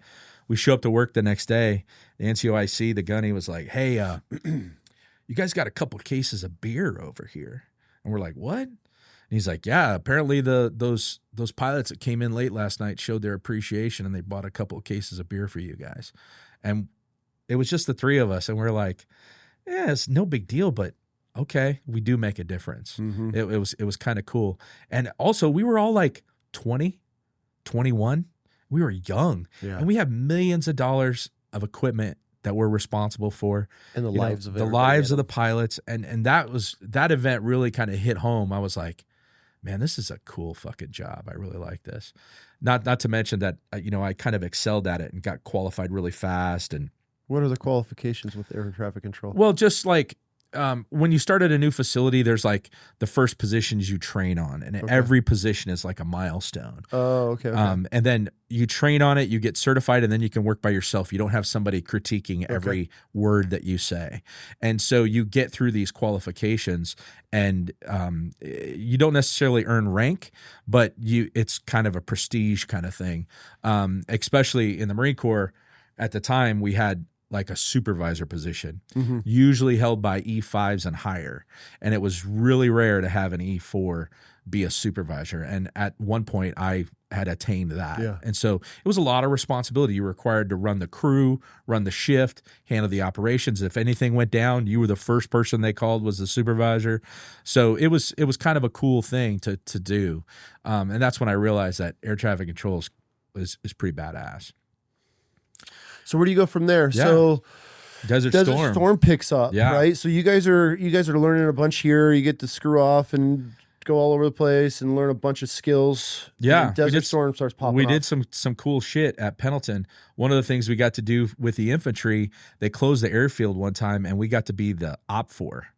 Oh, that's always fun. For the infantry. Yeah. And so there's some B-roll photos I have of me in like a real modified uniform. They wanted us to be like a rebel group. Okay. So we all got to dress up as rebels, and the infantry was going to parachute in and take over the airfield. Oh God, this was a long time ago. Yeah. And so we were the OPFOR for that. So that was a real cool weekend. We got to kind of pretend like we were grunts and stuff. Yeah, so, yeah. so that was pretty cool.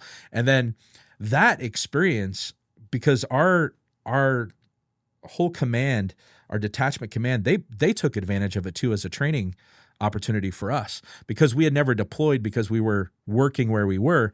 We had to dig fighting holes and set up concertina wire and build this compound to defend against the infantry that was coming in. And so we learned a lot. Yeah. Well, fast forward literally 6 months, Desert Storm kicks off.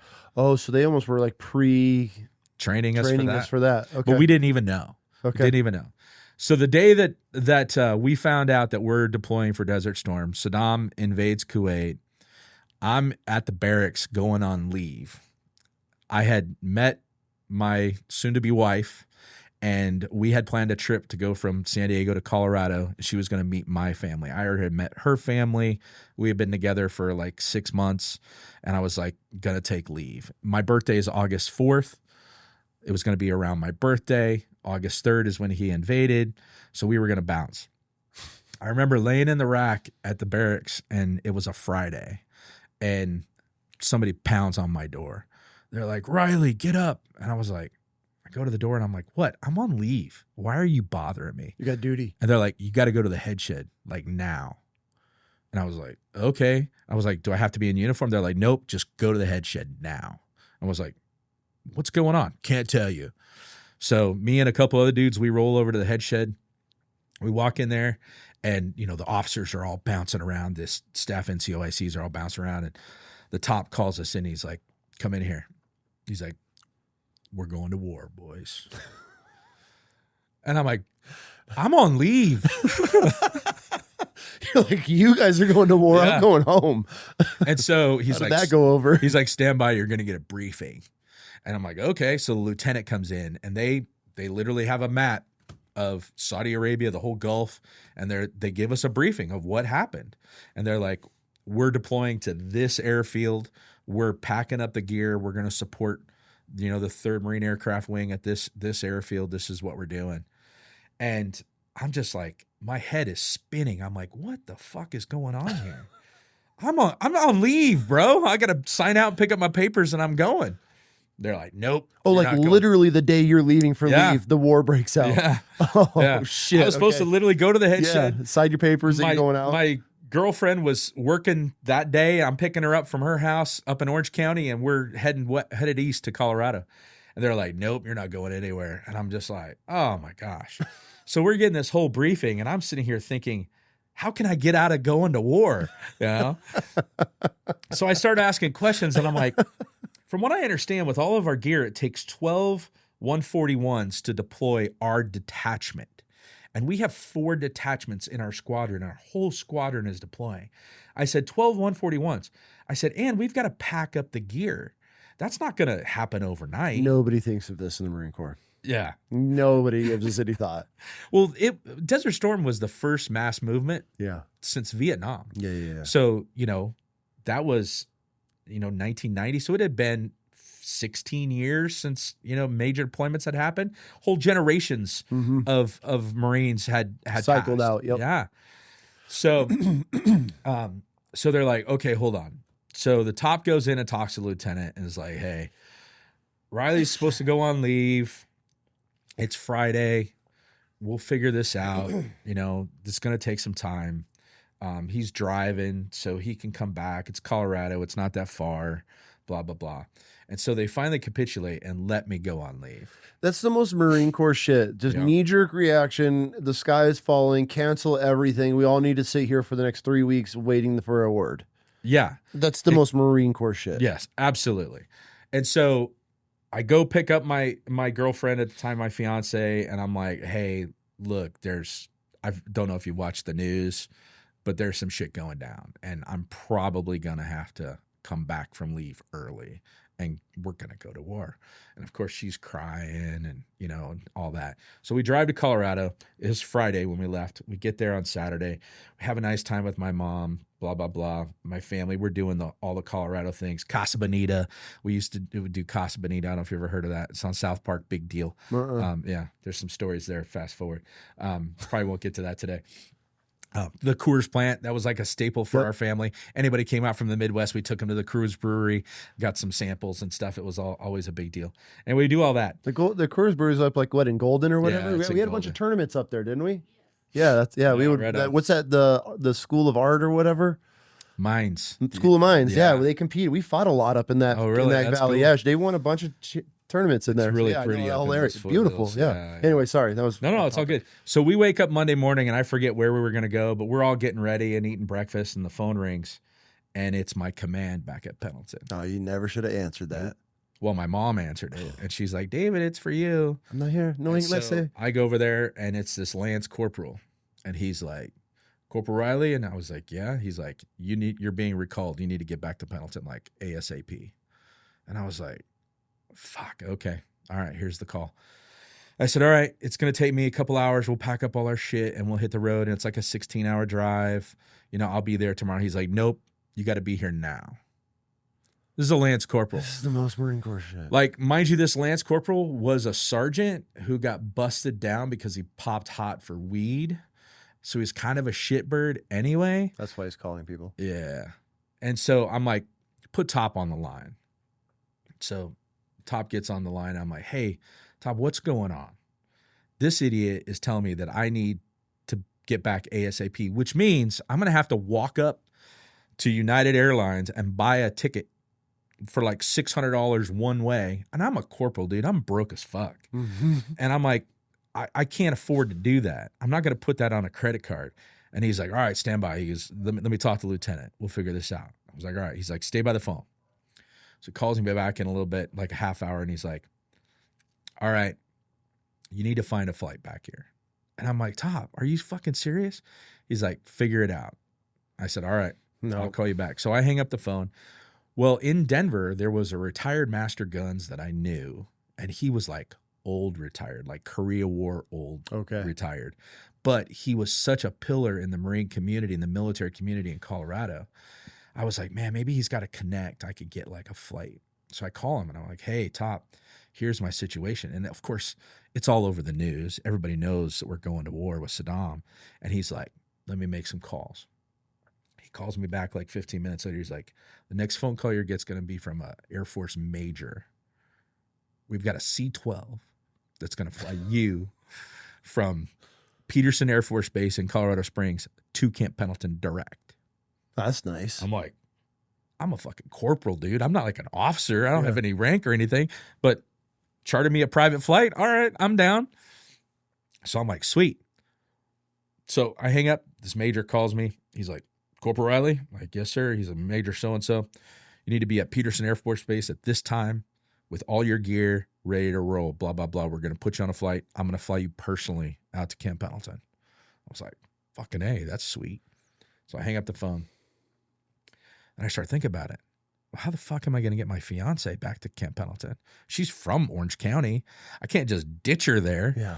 So my sister steps up. She's like, no. I'll drive your car with her back, and I'll buy a flight to fly back from Orange County to Denver, blah, blah, blah. And we're trying to like work out all the logistics on this. And the phone rings again, and my Top calls. And he's like, okay, hey, I talked to the lieutenant. You can drive back. And I was like, oh, it was right. Like you said, total Marine Corps shit. I'm like, okay, I already that's can cool. predict where this story's going to end. We'll figure this out. I know you do. Gonna get back there, nothing happens for a month. Nothing, not a goddamn thing. I didn't mean to ruin this story, but they're all the same. So I called the major every time. Canceled the private flight, which was a total bummer. Uh-huh. And we hop in the car and we start driving. We drive from Denver. We stop in Grand Junction, which is about 4 hours away. And I was like, you know what? Let me call my mom, kind of check in, see what's going on. So I call my mom and she's like, your top called. You need to call him. And I'm like, fuck. Okay. So I call him back and check in. And he's like, hey, we talked more. You don't have to drive straight through. Take your time. Be safe. Just get back here as soon as you can. Mm-hmm. I was like, all right, cool. So me and my fiance, we start driving, we start talking, and I was like, man, I'm going to war. This is like crazy. I might fucking die.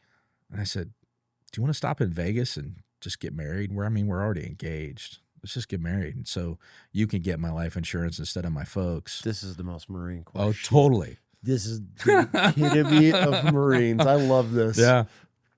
Well, we had met in February. Our first date was Valentine's Day. Okay. We met at a club on February 3rd. What club? It's called Kokomo. It's not there anymore. It's in Irvine, right by the airport. Okay. Yeah. So it was like 18 and overnight. It was like a Thursday. Bro, you had it made out there. Because you're in Tuscan, right? No, we were stationed at Pendleton. Oh, okay. So we would normally party at the Del Mar E Club. We talked about that. Yeah, that was wild. I heard so many stories about that place. Yeah. And me and my bros, we like to fancy ourselves as like dancers. And at the time, like R&B music was kind of the thing, you know? And so, you know, Salt and Peppa and, you know, that whole crowd. So we would go to clubs like way off base. We wanted to get away from Pendleton. Did you guys have cars? Or did you take the track up? I had a car. Okay. I had a car. And so everybody rode with me. Okay. And it was a little shitty Nissan Sentra, man, but it was mine. I was making $100 a month payment. Didn't even matter what it was, as long as you had a ride. It was brand new when I got it, so we never had to worry about breaking down or anything crazy like that. But we went up to Orange County, and I remember to this day, we walk up on the dance floor, and my buddy's like, oh, there's 3 girls over there, and there's 3 of us. And so my first buddy walks over and asks like the hottest chick to dance, and she goes out. And then my next buddy goes and asks the next hottest chick to dance. And then my wife is there, and she was pretty hot, but not hot enough for them. She even admits it to this day. She's like, yeah, those girls are like really, really hot. And I was kind of mediocre. I thought she was hot, you know? So we started dancing, and we ended up talking the rest of the night, and we kind of hit it off and went on our first date like 2 weeks later. You know, I would spend every night talking on the payphone. You know, It was before cell phones and anything like that. She had a private line in her room, so we just talked every day. And then I was like, you know, let's go on a date. So we went on our first date on Valentine's Day. How cliche is that? And then, so it's February 14th. Well, fast forward to March, and I was like, hey, do you want to get married? Oh, God, you've only been together a month and a half. This is such a Marine story. She wasn't a stripper prior to this? Okay, nope. Okay, I'm just going to say I would not be shocked. But. Well, we had been going out and hooking up a lot before I met her, and I was kind of burnt out on it. Just like one night stand after one night stand, and it was all just a game for us. It was 10, 4, and 2. You know, it was just a numbers game to get hooked up. Yeah. And so I was kind of burnt out on that. And so when I found this chick that I like really clicked with, and I was like, yeah, she's pretty hot. You know, we have a lot in common. Maybe this is the one. Maybe I just settled down. But this was March 24th of 90 when I was like, hey, let's get married. But trying to be sensible, we said, well, we want to get married in June. That's too soon. So we'll get married June of 91. Like the following year. Okay. We're like, okay, cool, let's do it. So we tell her folks shit a fucking brick. They were so pissed. Mm-hmm. But we were gonna stick through it.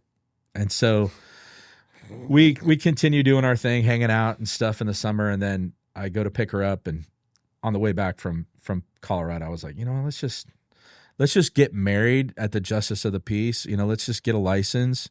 And then we'll deal with the ceremony and all that bullshit when we get back. So that's what we did. So we roll into Pendleton, and I go straight to the head shed, and I'm like flabbergasted.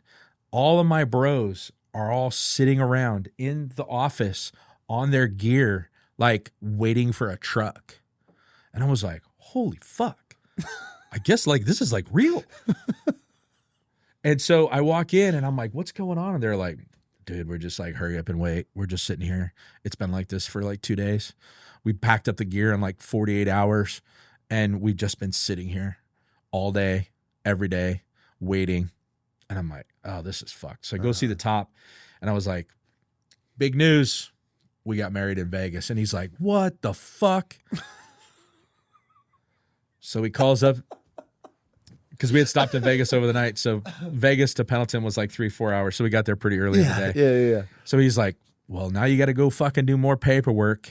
You know, we had to do wills, change wills. Yep. We had to go get her all her dependent bullshit and take care of all that. So that occupied the rest of that day. And so then literally, like you said, it was hurry up and wait. And this is part of the whole fucking debacle is like, it was literally like we had to sit at the head shed all day. Don't go anywhere. Don't go anywhere. And then it's like, okay, you can go home, but you have to stay by your phone. We didn't have cell phones. So you had to literally physically stay by a phone at your house. So we did that for like the rest of the week. And then they're like, okay, this is dumb. Everybody's just sitting around doing absolutely nothing. There's nothing to do. And so they're like, okay, we're going to do telephone recalls in the morning. No, we're going to do formations in the morning and then send everybody home. And call in every 2 hours. Checking everything, dude. Yeah, you know the bullshit. Okay, this is the shit. This is why I absolutely hate the military because they're so stupid. Nothing's ever changed, bro. We were dealing with the same thing 20 years later, like however long. You're in the 90s, 2000. And we need everybody here now. You need to be next to your phones. If you need to call with what I'm like, dude, nothing. And then when you do deploy, you're sitting there for fucking 9 hours with on your vehicle while the ships are waiting off the coast. And you're like, okay, like we could. Nothing is ever. That was one of those things in the military. I'm like, there's no way that we're still functioning. Like I ask people all the time. I had one of my mentors, like a most incredible dude in my Marine Corps career. He did 30 plus years, sergeant major of everything. And I'm like, why the fuck does the Marine Corps run like this? Why? Like it's just that everything is a knee-jerk reaction. Hurry up and wait. And then when you get there, you're sitting there for weeks on end. I mean, there's time. Dude, we sat in Iraq, I think, for like a week and a half. I literally think it's learned behavior. It is. It's from just, generation to generation. Yes. It's like, oh, this is how they did it to me, so this is how you're supposed to do it. This is how General Schmuckatelli in his memoirs did it. And this is how I have to do it. And 15 minutes prior to being prior, you know, every level of command would back it off by 15 minutes. You end up showing up to a formation like an hour and a half early, literally to sit there and do nothing. Bro, we go to roll to the field and we're leaving the ramp at 7, but I got to be here at 4. Yeah. And then you sit there for 3 hours. But then, you know, you do learn that there's always some fucking idiot that rolls in late. We had a guy almost miss our deployment. Yeah. This is no joke, bro. This dude was a piece of shit. I actually ended up choke slamming him at one point. Love that. He's a turd. I hope he's listening. But yeah, dude, he's married, says goodbye to his wife. As we're staged in our vehicles, the Navy ships are... Dude, we're on Del Mar, Pendleton. Yeah. Navy ships are right there. We're driving our little tanks onto the beach, into the ocean, onto the back of the ships, deploying. Like, wherever we're going to go. Yeah. Women, I love you. Hey, mount up. We're rolling. It's time. We were kissing your wives. Dudes are holding their babies. We're literally deploying to war, right? Like, this is it. This dude's gone. His crew's like, our crew's gone, like our crew chief's gone, like and so now the gunnies are asking. What deployment was this? My second, yeah. So I was a sergeant at this point, I think. But anyways, I'm looking, and I didn't like this guy. He was a turd. He just everything about him. He's a scumbag. He's gone, and I'm like, yeah, he's out banging some chick in Oceanside. Shh, bro, hey, lock up hatches, ramps up. The families have all been moved off the thing. They're all standing there watching us. There's my wife, like at my buddies, their kids.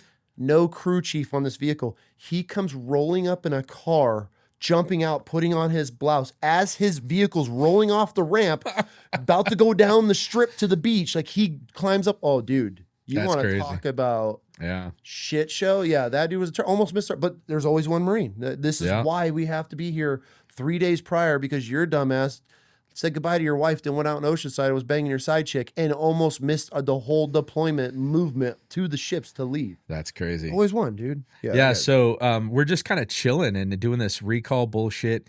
They finally just stopped having the formation because, Pendleton's a big base, right? Yeah. So everybody's driving in. It's a half hour, 45-minute hour commute for most people. Are you guys at flight line right there? Yeah, we're at the flight line right there. And so in 22 area. Yeah. So we would drive in, we'd have formation, they'd send us home, and we'd sit around and do fucking nothing. Yeah. Because they're trying to figure out how they're going to get all of our shit to Saudi Arabia. And so we start falling into line as all the airplanes are moving all this gear and troops and everything. And so they finally figure out that we have to break up our gear. Imagine that. Yeah, into like little sections. So they send over some maintenance guys and some controllers. Very few controllers. There's like an advanced party with some gear. And so they go to where we're going to end up. We eventually end up. And like a week goes by, and then it's like 2 weeks, and then it's like 3 weeks. And my fiance, or now actually my wife now, is coming down from Orange County because we can't leave base. Yeah, so now your family's on hold. Yeah, well, and it's this emotional roller coaster of like when you say goodbye on Sunday and she has to go back to work, it's like, oh my God, are you going to be gone by the time I see you again?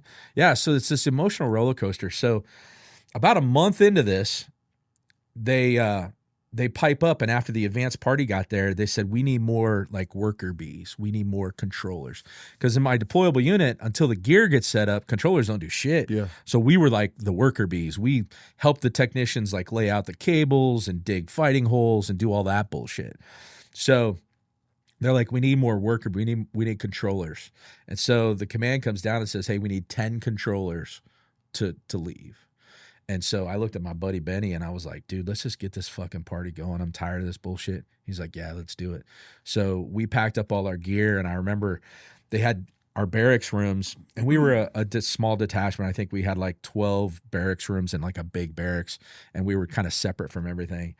And they said, okay, pack up all your shit in your room, and we're going to pile it all in one room for storage because we don't know when we're coming back. So we're packing up all our shit, and it's getting later in the day, and we had switched over from desert to chocolate chip camis. We're going to war in the morning. They were flying us out the next morning. So here comes my wife up the stairs of the barracks to meet up with me, and she comes around a corner, and we're in our desert camis, and we're carrying a box, and she looks at me and just starts bawling. So she's like, what the fuck is going on? I'm like, we're leaving in the morning. So she's, we knew it was coming, but she was pretty upset.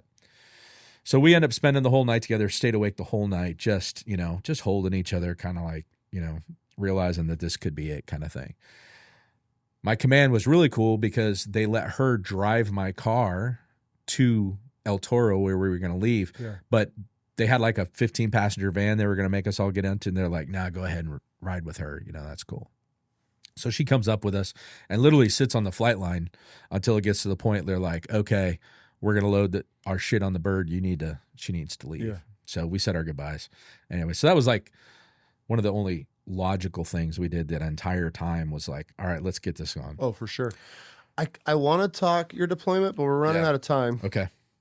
I want to talk aviation. I want to get into some of the crazy stuff. Air traffic stuff. The air traffic stuff. Yeah. And when I say aviation, air traffic, I meant. Yeah. But, so fast forward, go to Desert Storm, come back, come home. Is there anything crazy in Desert Storm? Saw a few crashes. The CH-53 crash was a big thing.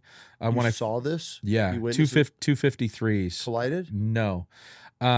It was super windy. Okay. And we were on a working party at the base of the tower, and we're all kind of standing there, and the wind's fucking blowing like crazy. It's hot as fuck. It's like, September in Saudi Arabia. Just a blow dryer. It just really blowing, really windy that day.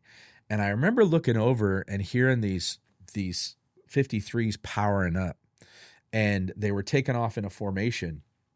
And as they did, the first one gets airborne and he starts waffling really bad. And then the second one gets airborne and he starts waffling.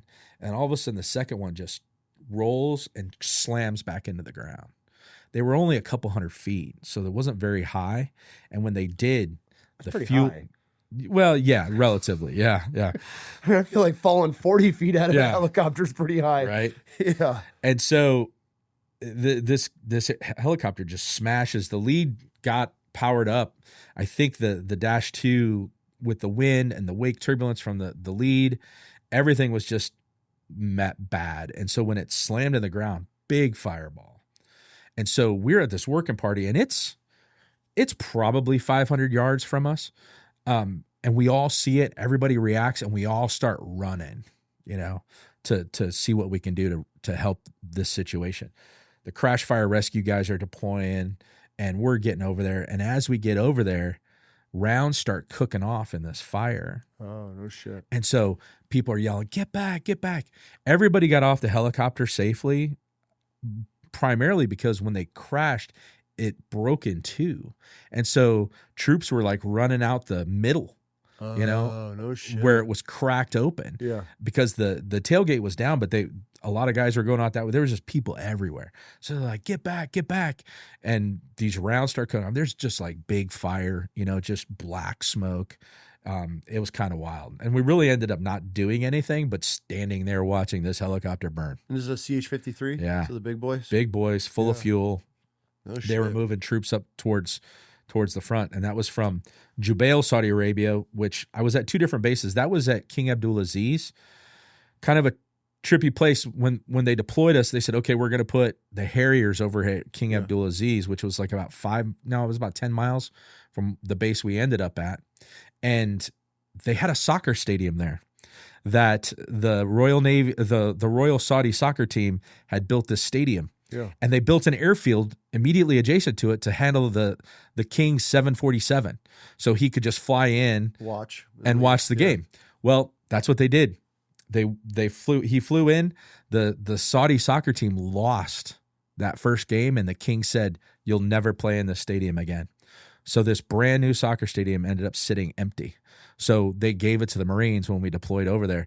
So there was, the nice facilities, the showers, all that kind of stuff. And we were kind of sleeping in tents, but we would go over there and use the facilities. The chow hall was established there and everything.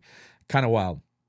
But I found out that the King has a lot of money in Saudi Arabia, and they do a lot of stupid shit like that For sure. around that country. It's kind of crazy. Money is nothing to them. Yeah. So that whole situation was kind of shocking. It was like the first big crash that I ever witnessed. So that sticks with me to this day. Oh, for sure. And over my career of air traffic control, not only in the Marine Corps, but in the FAA, witnessing crashes like that, it gets to you. And we have it's very common with controllers. You have airplane dreams is what we call them, where you recall situations that you witness of, crashes and fatalities and all that. And we get a very, like first responders, you end up getting very calloused to it, to where like when it happens, it's just like, well, I got to keep working the other airplanes I got. We just, we got to keep rolling. Okay, so that's an interesting point. So as an air traffic controller, if there's a catastrophic incident, I mean, how do you focus on that one plane that's having issues when you have others to deal with? It's not like you could just put your focus on that. I mean, these people are still traveling. I've seen people react in both opposite situations, where some people freak out and some people become very quiet and very focused. I'm just going to start spitting questions at you. Do it. Because I'm so curious about air traffic control and the FAA, because I feel there's a lot of really shady shit that goes on. I guess my first question to you as an air traffic controller for 30 years, are we as safe as we feel in planes? There's layers of redundant safety systems that go on. Okay. And it's not just the controllers and the pilots. There's equipment that signal if you get close to another airplane on the controller side and the pilot side. So there's multiple layers in every facet of aviation. The aviation safety is an industry in its own. So are we safe? Yeah. Do controllers screw up? 100%. Do pilots screw up? Yeah. Okay, so as an air traffic controller, how often do you guys have close calls that we as normal passengers on planes have no idea? So until like the 90s, separation was kind of like a very objective thing. It's like, yeah, you had separation. It's all good. Yeah. That guy was clear of the runway when the next guy crossed the threshold. But as technology was deployed into the system, we were able to measure those types of things. So the scary part is that technology started pinging when people would lose separation. And you start realizing how often it actually did happen that somebody would lose separation. What do you mean by lose separation? So typically in the terminal environment, you would have 3 miles around, like a 3-mile bubble around an aircraft and 1,000 feet. Okay. And that was the standard separation between airplanes. 3 miles by 1,000 feet. Yeah. Okay. Well, then when you are working, you learn to establish the separation, whether it's vertical or horizontal or whatever. And it's, you're doing your thing. Well, then when the technology came on board, if airplanes would get closer than 3 miles and 1,000 feet, what we called a snitch would go off. Okay. And then the supervisors would go and pull the radar data and look at everything and determine if you lost separation. And if you lost separation, we got 3 strikes. You could have 3 what we call deals or operational errors. And on the third one, they terminated you. Oh, no shit. Yeah.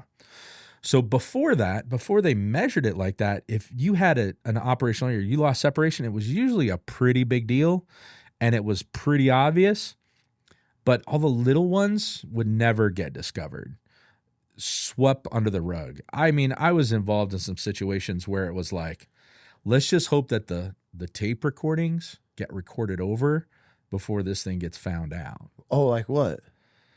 So when an aircraft is landing, there can't be another airplane. There can be in some situations, but in general, in situations, there can't be a vehicle or another airplane on the runway at the same time. Yeah.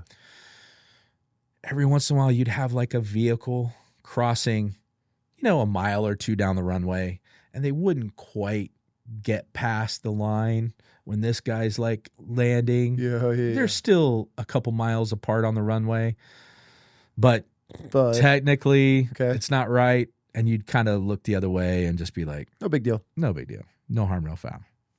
So there was a lot of situations like that. But then as technology progressed, you couldn't get away with that shit because it's all measured with radar and software and all of this shit. So that whole 3 strikes you're out thing really started decimating the workforce because people were like losing their jobs because it's like, a typical one that happens that used to never be a big deal is as airplanes are lined up, even big commercial jets, lined up for an airport, this guy crosses the threshold. When this guy crosses the threshold, you're supposed to have, in most cases, 3 miles, sometimes 2.5, just depending upon the airport.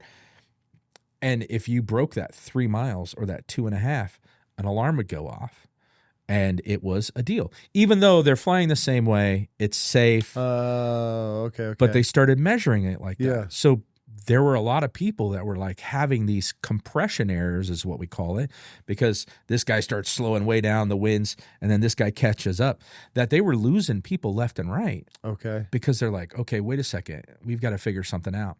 So they started implementing a program to where if you had an error like that, you could report it. And if you filled out a safety report, they would give you a pass. Okay. So at first, this program was very welcomed by everybody. It's like, all right, cool. If I have a deal, I can write it up and learn from it and not do it again. Well, the idea behind the program is to identify controllers that have problems with separation. So if you had, and I was the union rep at every facility I was at, I was the lead union rep. So I worked closely with management, even on performance issues with controllers. And if you identified a controller that had a problem, you would have to address it. And so most of the time it was fill out the report, go back to work, learn from it, blah, blah, blah. Mm-hmm. Well, then if you identify, it's like, well, maybe this controller needs some remedial training. So we'd start doing remedial training. And it's a lot of work to like go through this whole process. I'm afraid now that this program's been in place for like 20 years, that a lot of the management people and a lot of the union reps are lazy and just don't do their job because they have controllers that have these errors over and over and over again, and it's technically covered by this program, so they don't have to do anything about it. And telling a controller that they suck and that they're not figuring it out and they have to transfer to another facility, I mean, that's life-changing for them. Is that career ending? In some cases, yeah. In some cases, okay. Yeah. You're sitting in this control tower. Mm-hmm. I've seen the maps of planes everywhere. How chaotic is it from your point of view? At most of your major airports, ground control that's moving airplanes around the airport that are, just taxiing is the most chaotic position and difficult position of the whole tower. Really? Yeah. The guys that are working local control, which are, they're primarily responsible for the runway and the airspace, around the tower. That's pretty proceduralized, in most cases. It's just when you get all these airplanes that are pushing off the gates and they're all calling you at the same time, and you're trying to figure out how to sequence these guys in logical ways, and you've got vehicles moving around the airport as well. Ground control is like the bread and butter of most major airports. At your smaller ones, it's definitely the tower controller that's working the little airplanes flying around, that are doing crazy shit. But at a major airport, it's the ground control where you earn your keep. As air traffic controller, what's something that none of us know that we should? Well, there's a phrase out there that I like to explain to people. When I introduce myself as an air traffic controller, the first thing people say is, wow, that's got to be stressful. Yeah, it's all we ever hear. It's the most stressful job, one of the most stressful jobs. Right, yeah. And if, like most jobs, if you suck at your job, it can be really stressful. And as an air traffic controller, there's peaks and valleys in traffic, and there are times when it's really stressful. And when you have an emergency happen, it can be really stressful. And emergencies happen pretty regularly. Do they? Yeah, they do. Fly a lot. I've never been a part of any. And you'll never know. I mean, really? there are various things that happen, and it's with big airplanes, little airplanes. There's emergencies that happen all the time. Common ones are like, oh, we've got a flap issue. We can't lower our flaps, so that means the airplane's going to land like really fast and long, kind of thing. No need to tell the passengers about that. They don't need to know. Okay. It's not life-threatening. It's very common, It's just a thing, What's another common emergency that we're dealing with in mid-flight? An engine goes out.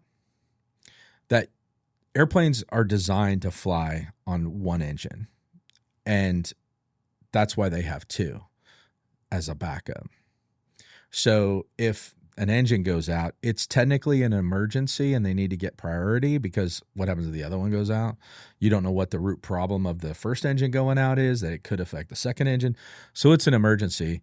That's kind of probably something that they may or may not tell the passengers about, but you're going to get priority handling to get on the ground as fast as you can, kind of thing. I want to go back to your radar. I didn't know that radar was pointed at a 2-degree angle. Right. Why is that? So I thought radar would be flat. No, you want to tilt it up because airplanes are high, right? They're in the air. They're not along the surface.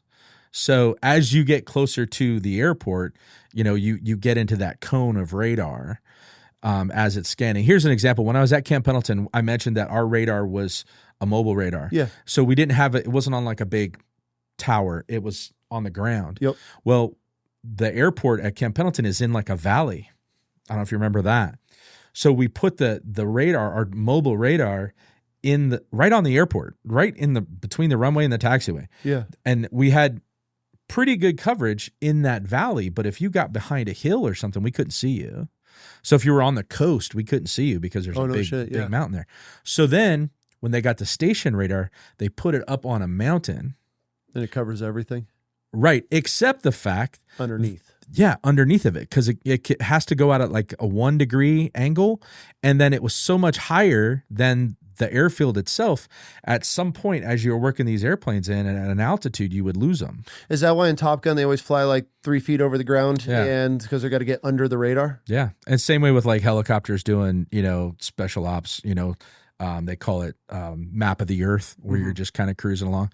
generally to stay underneath any type of radar system. As you get closer to airports, and the United States is covered, the radar systems overlap almost everywhere in the United States. There's some spots up here in northern Idaho that don't have the best radar coverage, but pretty much everywhere is covered by some sort of radar. That's why there's a big push to go from terrestrial radar to satellite systems, because now you're looking down all the time and you can see airplanes moving everywhere. I know when I was stationed in Yuma along the border, there's a system of radars that Border Patrol uses along for sure. the border, and they're tethered on blimps, on balloons. Yeah. And they go a couple thousand feet up in the air, and then it's a downward looking radar. And they watch vehicles potentially coming across the border, or low flying aircraft coming across the border with these radars. Oh, trying to beat our normal radar. Yeah. No shit. So they're downward facing, and the radar is so strong they can see movement underground. So if you does that not like zap some? Is that healthy for you to be standing? Is there any effects, long-term effects of standing with radar being that strong? Yeah, at a certain distance, it's safe. They even trained us, like at Pendleton, when we had our radar system set up. There was like warning signs in a certain area in the field in front of the radar. Don't stand out here. And it was like a focal point, like out front. And they're like, they always tease us, like, you'll never have kids again. It'll fry your nuts. So don't walk in this area. And so you always treated the radar. That's all you got to tell Marines. It'll fry your nuts. Don't walk in front, and they won't touch it. Exactly. Yeah. And otherwise, like, it's a rattlesnake. Leave it alone. Let's pick it up and play with it. So, but if it fries your nuts, but then they're gonna be like, dude, just go stand out there. Yeah, right. See if you feel anything. Yeah. No, I have known technicians that would be out in that, and they would start feeling warm. They would. No shit. Yeah. It's a real thing. Well, if you have, a powerful radio waves focus like that. That's what I'm saying. That's why I asked that question, because you were saying if it's reading shit under the ground. But at distance, it's safer. Yeah. But when there's like a certain distance out that it concentrated. Yeah, exactly. And just fries your guts. Yeah, for sure. Yeah. I have cancer. Exactly. Yeah. Everybody in the military right now. Yeah. God. Yeah, for sure. Man, okay. So you talked on something earlier. You said everybody thinks that air traffic controls are like this high stressful environment. That's what you always hear. Like, they're so overworked, they're undermanned, they're all killing themselves. It's one of the most highest suicide rated jobs. Is all that true? Yeah, absolutely. And I didn't really realize it until recently how true it was. So in 1981, Ronald Reagan fired a huge batch of air traffic controllers because they went on strike. And when you get hired as an air traffic controller and employed by the federal government, you raise your hand and you swear an oath. And it's not very dissimilar to the oath that we take as Marines and as officers. But one of the things that you say is you will not strike against the government. Because you're kind of in you hold the public trust to do your job for the public, the American people, and so it's taken very seriously. However, the working conditions for the longest time in the FAA were just not good. The FAA started because of a midair over the Grand Canyon in the 30s, 1936, I believe was the date. A midair collision. There was a midair collision. 2 commercial aircraft were going from LA to Phoenix or Tucson or something like that. And it was very common for guys flying that route. They'd be like, hey, let's swing by the Grand Canyon and show everybody the Grand Canyon. So they did that. And there were some clouds in the area, and there just happened to be 2 airplanes. And there was no real air traffic control in those areas. It was primarily around airports. And one popped out of the clouds and the other one was in a position to not see him, and there was this big collision, and everybody on both airplanes died. Damn. And that's when the government finally came down and said, okay, we need to come up with an organization that can provide air traffic control. There was some rudimentary means of air traffic control before that, where in the 20s, when airplanes first became a thing, the postal airplanes would fly mail. There were certain farmers that were required, or actually they were subsidized, to light bonfires. And these pilots in good weather would fly from these bonfires to bonfires to navigate through the night from city to city. Yeah. This is wild. And then those same fires became what we have, part of the system we have now before GPS, a radio system, a beacon system that would put out a radio signal in 360 degrees, and you lock onto this frequency and you would fly this radio beam, and your equipment and when your airplane would tell you left and right, and you'd stay on this beam and fly to that beacon. And then you would plot all this out on a map on how to get from point A to point B. Fast forward to GPS. Now you have a satellite-based system that's giving you that information that paints a picture for you on how to get from point A to point B. So some of those systems, the redundancy is still there with the ground-based radio systems, but most of it is GPS-based. So as an air traffic controller, or you as the air traffic controller, you see these plane crashes, accidents. Is the government as upfront and honest with reporting what actually happens in a lot of these cases, or is there a lot of cover-ups? No, there's definitely cover-ups. I mean, they don't want to look bad. They don't want to look like they're out of control.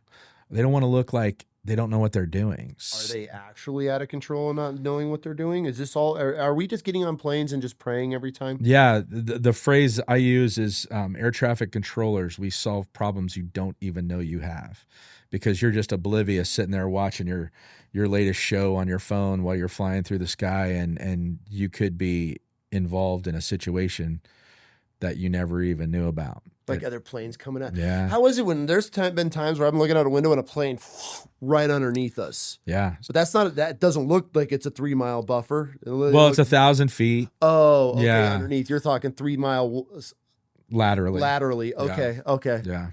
Yeah, there's situations like that happen that are like, holy shit, that was close. What's that guy doing there? The view out the cockpit is even scarier than you're just looking at a little window on the side, because you just get a glimpse of things. In the cockpit, it's like everything's like right there. But yeah, there's shit that happens. I was involved in a situation, and I have some video for you on that. In 2009, I was handed a situation with some airplanes that was really, really bad. And it had a profound effect on me emotionally that day. What happened? I was working an arrival sector in Denver, and it was the morning push. So all the red-eye flights that were coming out of the East Coast were coming into Denver, and the en route center controller, which is in another facility upline for me, his job is to line up all these airplanes. And he was saturated. He was too busy, and they had not broke off another sector that he was working in time for him to not be busy, because that's what we do, is like we combine sectors, and as it gets busier, you split it off so the workload is balanced and not overwhelming for one person. And it hadn't happened. It was early in the morning, and this guy was, a phrase we use, down the shitter. He was scrambling with everything that he could to try to separate these airplanes, and he lost track of an airplane. And we have these fixes, these arrival fixes that are just points in the sky that airplanes navigate to, altitude, GPS coordinates, and they navigate, and the whole system is designed that way. Mm-hmm. And this guy, he had vectored this guy out of the arrival stream to build space between two airplanes. Airplane A, airplane C, airplane B. You have to build space between A and C, and then you put B in there, right? Okay. So he had this plan going on, and he forgot about this guy. And then when he remembered him, he said, Brickyard, you're clear direct Sage, contact approach. I was the approach guy. And the airplane was like, hey, we're past Sage. And he said, I don't care. Go direct to Sage and contact approach. So they're like, okay. So here's this stream, A and C. There's this guy here. He's kind of offset. And he starts angling towards Sage. And when he checks on my frequency, he gets partially blocked by another transmission. And he says, all I catch is going back towards Sage. And he literally was turning upstream with like 10 other airplanes coming right at him. He's at the same altitude going opposite direction, over 1,000 knots closure. Each of these airplanes are doing like 500 knots, and they're coming right at each other. And all I could do was just start calling traffic. I was like, who's going back towards Sage? Because that was blocked. And I looked, I was working another part of my radar scope, and I'm like, descend immediately, turn immediately, traffic. That's all I could say. And then he kind of chimed in and said something, and then I just came back and did the textbook phraseology because I knew this is going to be bad. So I do the textbook phraseology. Traffic alert, traffic 1 o'clock, less than a mile, same altitude, descend immediately, descend. And so he's like, okay. So he had, at that point, saw that other airplane on his radar and was taking action to avoid that airplane. Are these the situations when you're in a plane and all of a sudden it just goes, and there's a really weird, and then they'll drop, and then they plane back off, and you're like, what the fuck was that? Potentially, is that one of those situations where, possibly, like, it just doesn't make sense, like, and everybody's kind of grabbing, but it's not a, a turbulence drop, but then all of a sudden they'll just wind up or wind down, and then they'll drop altitude really fast. Yeah, or climb. You're descending into the airport, and all of a sudden you start climbing. You're like, what the hell was that? Dude, I was on one of the scariest moments I've ever been on a plane. Was a military flight to Nashville for the actually we were talking about the ceremony last night. The Gaylord, the ceremony ended up getting me divorced. Dude, we were overloaded because I would travel with the Marine Corps band. The plane was so heavy, and then they're like, we got to sit on the runway and burn fuel. And so to get off this runway, because I guess it was much shorter, and they thought, anyways, we sit on the runway for like an hour and a half, and they're just full engine, like trying to burn fuel off. And they're like, all right, we make weight. Dude, when we took off, we used every single inch of that runway. And I'm not even exaggerating, dude. When I was looking out the window, the tips of the trees, they had to have been a couple of feet off the top of these pine trees when we were leaving the airport. And it wasn't like it was it lasted for so it wasn't just we're ascending at a quick rate. We were barely climbing, dude. That was one of those. I mean, we've had, actually, her and I have had a pucker factor flying into Missoula or something. That airport's shit because of turbulence. You're just like this, and you're looking down the freaking valley, then you're looking at the side of the valley. Like, those planes are. Well, that's the crazy thing. In the Mountain West like this, the only flat space to put a runway is in a valley. Yep. And that just comes with a whole multitude of issues. For that, like Aspen, you have to land one direction. It's in a box canyon. And you have to turn around and take off the opposite direction. Yeah. So the controllers there are constantly like clearing airplanes, and like these airplanes are like whiffing each other, and they just do it so often, so regularly. They kind of know. I got a question for an air traffic controller. What's the worst airport? You mean like for like getting in and out of and just stuff? In general. The New York Common Eye airports, JFK, LaGuardia, all those guys, it's just so much congestion on a small airfield. The controllers at Denver, where I retired from, I was there for 15 years, get a lot of shit because it's the most modern airport in our system. Yeah. And it opened in 1995. But when they built that airport, they had so much square footage that they were able to lay it out. You hear all the time like, oh, you can fit Dallas and New York and LA all inside of Denver's footprint, which is very true because they designed the airport for 12 runways and they still only have 6. They haven't even built it out the whole way. 53 square miles. Yeah, it's ginormous. It's the Denver when you come into it. It's obnoxious. And people complain about it all the time because it's like, oh, it's so far away. Well, they figured if I'm going to build this airport from scratch, let's just do it right. Let's just lay it out to where we have a lot of the problems that these other bigger airports have. Let's eliminate those problems. Yeah, it might mean more taxi time and things like that, but ultimately it'll allow the airport to move more volume because that's why things get so restricted in LA and New York, because those airports are legacy airports that were little dirt strips at one time when you had 3 or 4 airplanes, and then they just grow and grow and grow. Well, then, the city grows around them. Yeah. The airports are growing out and the cities are growing in.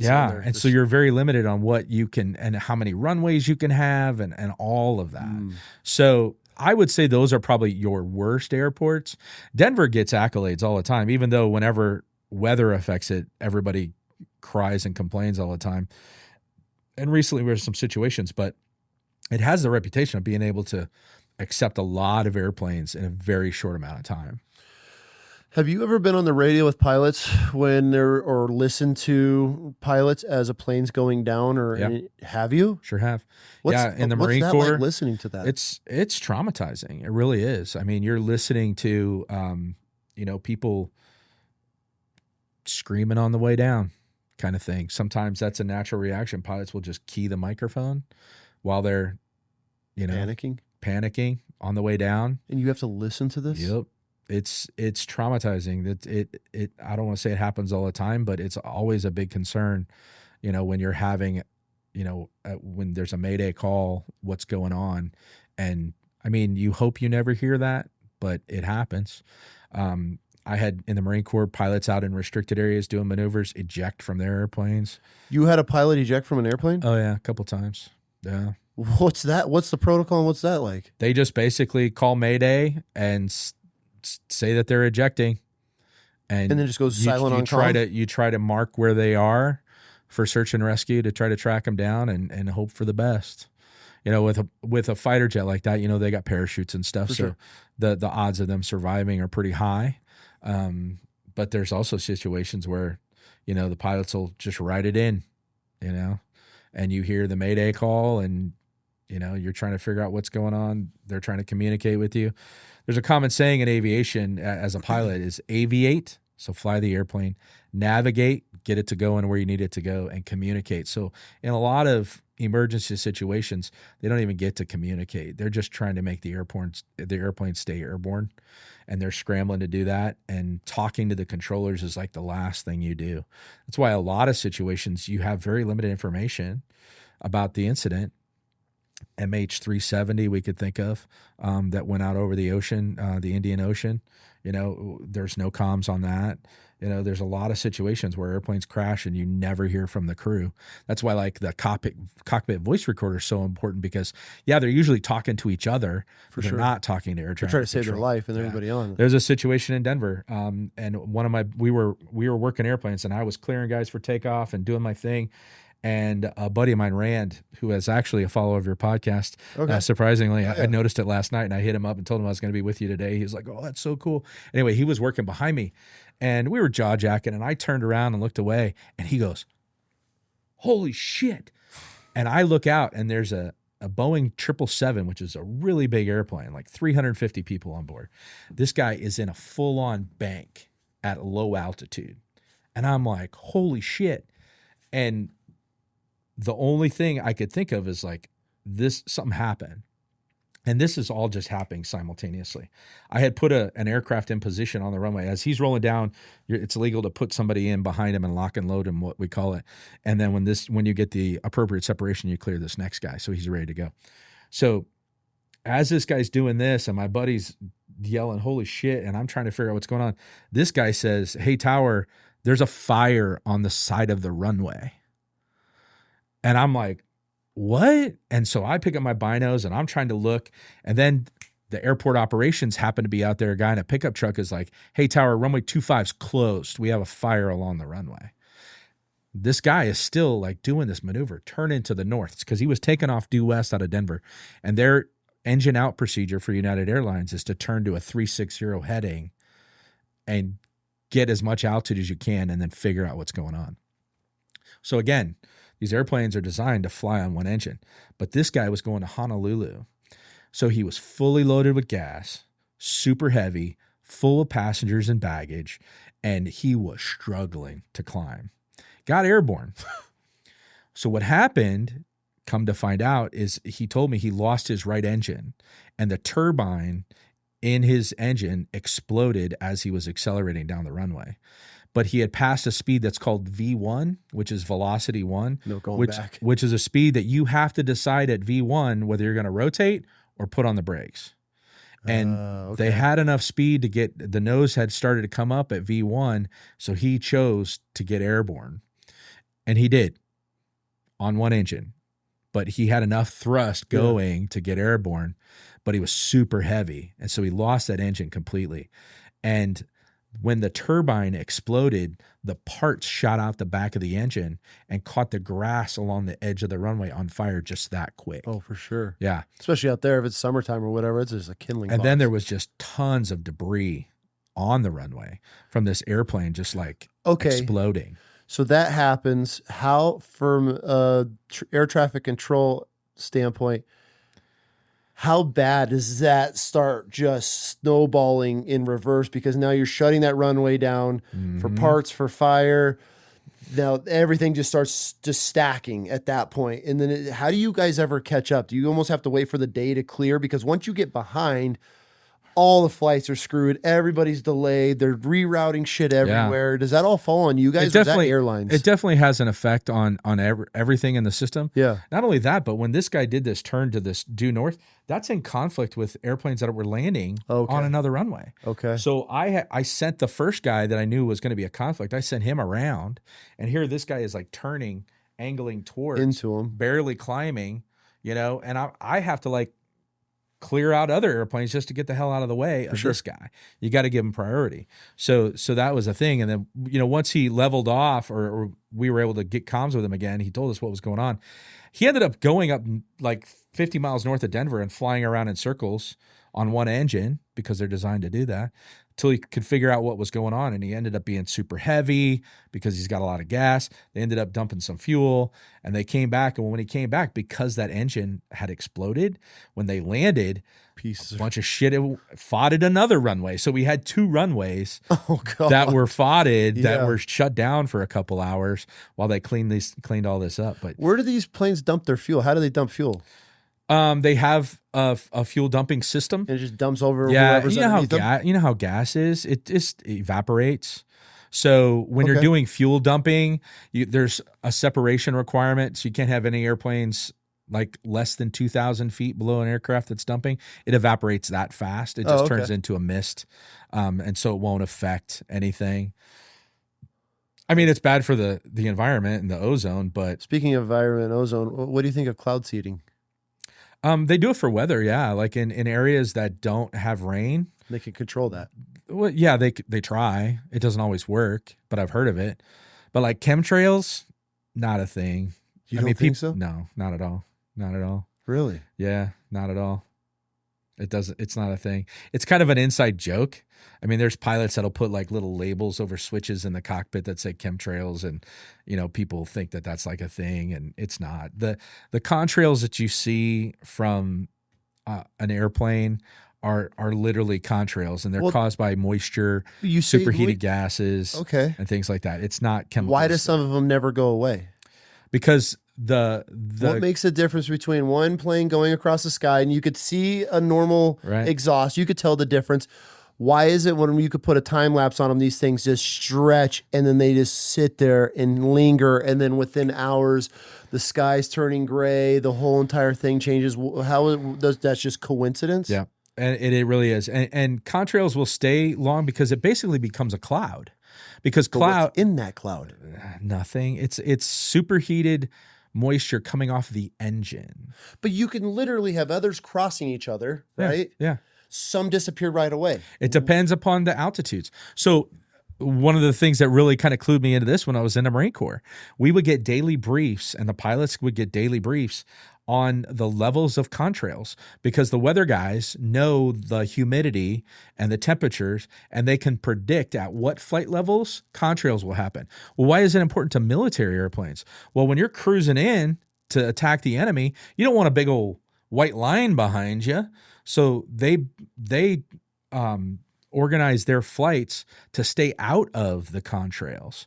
So that's when I was a kid, I was like, okay, this chemtrails thing is kind of dumb, because we know at what altitude, contrails are going to happen. Why did contrails just all of a sudden appear? We didn't grow up with them. Yeah, we did. No, we did not. Oh, you mean they were in the sky? There's 1,000%. Absolutely no way, bro. 1,000%. Absolutely no way. I'll argue that one all day. We did not grow up with chemtrails in the sky like our kids do now. Dude, you hear no way. Well, obviously airplanes were different. They're putting contrails back in old Disney movies now to try to make it look normal. Well, with older airplanes, they don't have the turbine engines that we have now that heat up so hot that it changes the temperature behind it.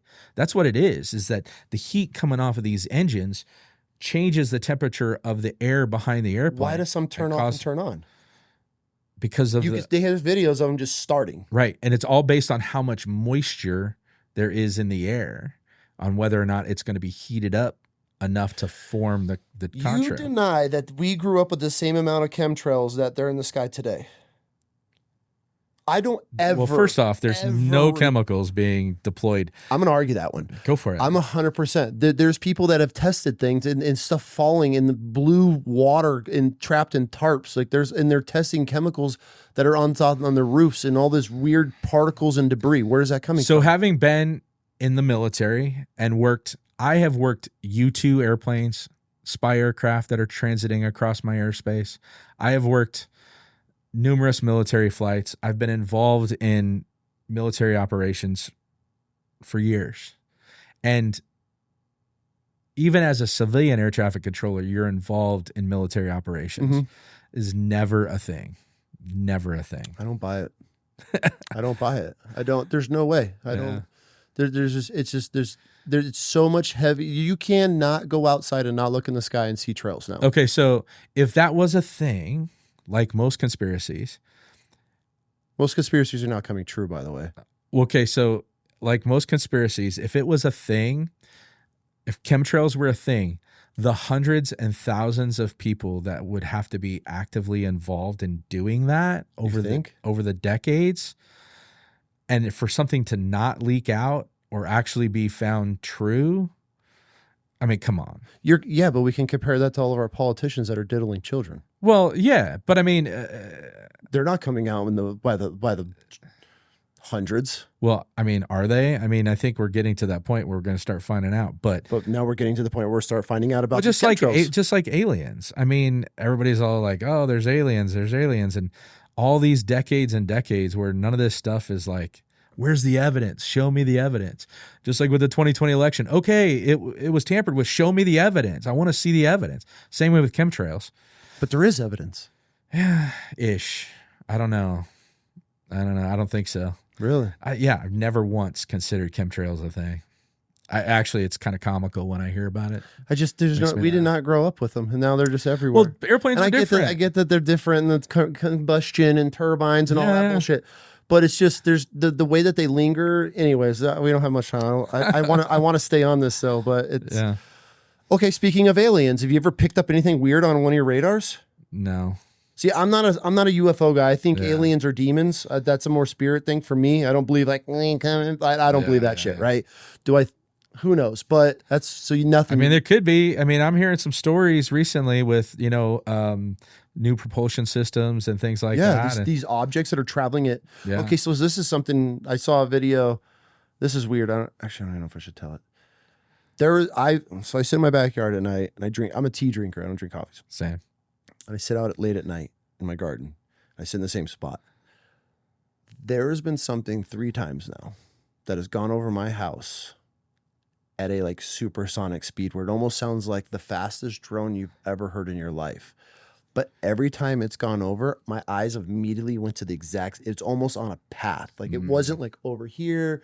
Then I heard it over, I'm talking bullet that sounds like a drone zip over my house.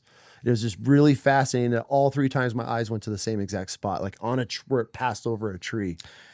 Yeah, so with the technology we use now for GPS mapping and things for departure and arrival procedures in and out of an airport, the lines that airplanes fly are much more precise. Back in the day, it was like, hey, fly heading 270, and then whenever the pilot decided to turn the airplane, there was always a little bit of slop, and the disbursement pattern of these airplanes were much greater. But now with the technology, I mean, these guys are flying point to point. And we've had issues where we've designed these procedures and it's going over the same person's house every night and they start complaining. And so we have had to build in some disbursement to make it not so overbearing for one person, or when we're plotting these, we don't want them to fly over schools and hospitals and things like that. So we specifically designed it, but the new technology has allowed us to repeat those flight paths over and over and over for good reason. And sometimes there's a negative result about it. So I don't know if that's part of it, but drones, this is something fast. Drones is like a crazy thing. Well, was it at a lower altitude or a higher altitude? No, low, right over my house. Well, who knows, man? Especially with drones, people are doing wacky shit with that. Okay, so now with the technology of drones everywhere now, is that a huge I don't want to say fear, but is this a growing problem in the aviation world with drones? Yeah, just a couple of weeks ago, I think it was at JFK, an aircraft reported being hit by a drone. It probably wasn't on purpose. It was probably some idiot out there flying this drone around with unauthorized. What? Yeah. And they said it wasn't very big. So who knows exactly how big it was? I mean, obviously the military has Predator drones and things like that that are the size of giant airplanes. Yeah. But it's these hobbyists, these people that don't know what they're doing, that think, oh, this is cool, I'll just go fly this guy around. Could there be some bad actors that are doing that to try to take out an airplane? Absolutely. Especially with what's going on in Iran right now. Oh, for sure. I mean, that's easy technology. And we talked about it the other night at dinner about how the evolution of drone technology is changing the way that combat is fought. Oh, yeah. But yeah, I was actually a support specialist for a short amount of time, like 6 months. And I signed off one of the first approvals for a law enforcement agency to use a drone. And when we did, the regulations were like very specific on what they can do and how high they can fly. And it was at a time when the law, the regulation, the FAA regulation that governs drones was actually being reworked because we had seen like the future of drones and we needed to like button it up. Because these just be like remote control airplanes, that are just buzzing around. But with drone technology, now it's like, oh shit, we need to like control this. This is going miles. So typically you can't lose eyesight of your drone. You have to be able to see it. Yep. Even though it has a camera, you got a camera, you have to be able to see it. And two, you can't be higher than 400 feet because if you're by an airport, airplanes get lower than 400 feet, but in general, airplanes ain't that low. Yeah. Even helicopters. Yeah. So there's a lot of regulations with drones, but there's a lot of idiots out there too that don't know the regulations and just think they can go to Amazon and buy a drone. How high can this go? Exactly. Send it well, up. and a lot of the technology, they govern how high they can go sure. to try to restrict that and avoid that problem. But you can get them jailbroken now, and you can get these off-market drones. You know what's crazy is laser pointers. Okay, I was going to bring this up. I saw a video recently of a pilot leaving L.A. or San Francisco, and it was, dude, there's hundreds of green lasers from everywhere, and now they're able to start tracking those, right? Yeah, and that's a good thing because for sure, when people shine lasers at airplanes, like a red laser pointer, not that bad, but it's the green and blue ones that are at a different light frequency that you can see the entire beam. Yeah, I've done it.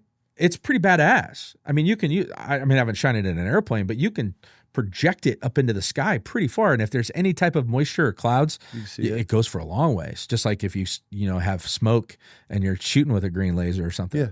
Yeah. And when you shine it at that, it refracts inside the cockpit. Cockpit windows are like 8 to 10 layers of glass. And it's like a prism when lasers hit it. It diffracts it. Oh. And the lasers will fill the entire cockpit. It's not just a straight line. So when it hits a windshield of an airplane, it blinds the pilots. And there have been instances, one was a helicopter I was working before I retired, that they were lasered and they had to land because they both were like temporarily blinded. Like when you look at a bright light and you get those spots, well, you can't, one, see what's in front of your airplane, and two, you can hardly see your instruments, especially if you're flying at night. So these pilots, it was a light flight helicopter, had to land in a field until their vision cleared up. And sometimes it causes some pretty serious damage. So yeah, some people are so stupid that they've lased like police helicopters. Oh, yeah. And these guys will be like, oh, you're a freaking idiot. And they'll just turn around and they'll go down and find the guy. Yeah. And then they'll track them and call in ground units. Not realizing the cameras on those there could be 6 miles away and zoom in and see the logo on your shirt. Yep.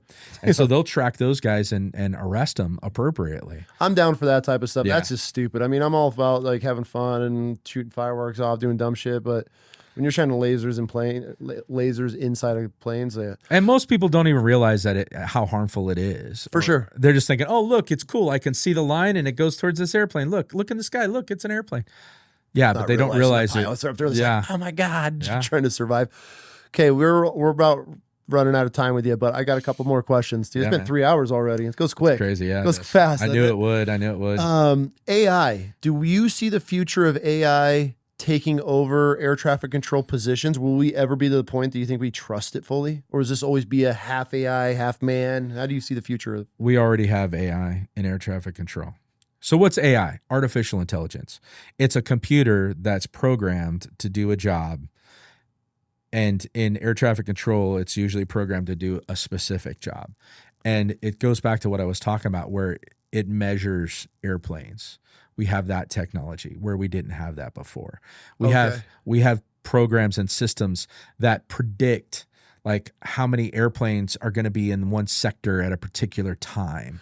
Okay. And so those systems, while now they kind of send signals and somebody has to pay attention to that and go, okay, we're seeing that this sector is going to be overloaded at this particular time. Now I have to do something to help alleviate that congestion. That's the human part of it. Yeah.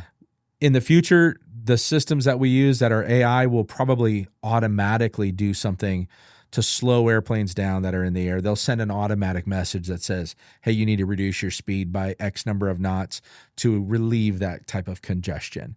Or they'll predict, that an airport is going to be busy. So that's where I see AI being applied in air traffic control.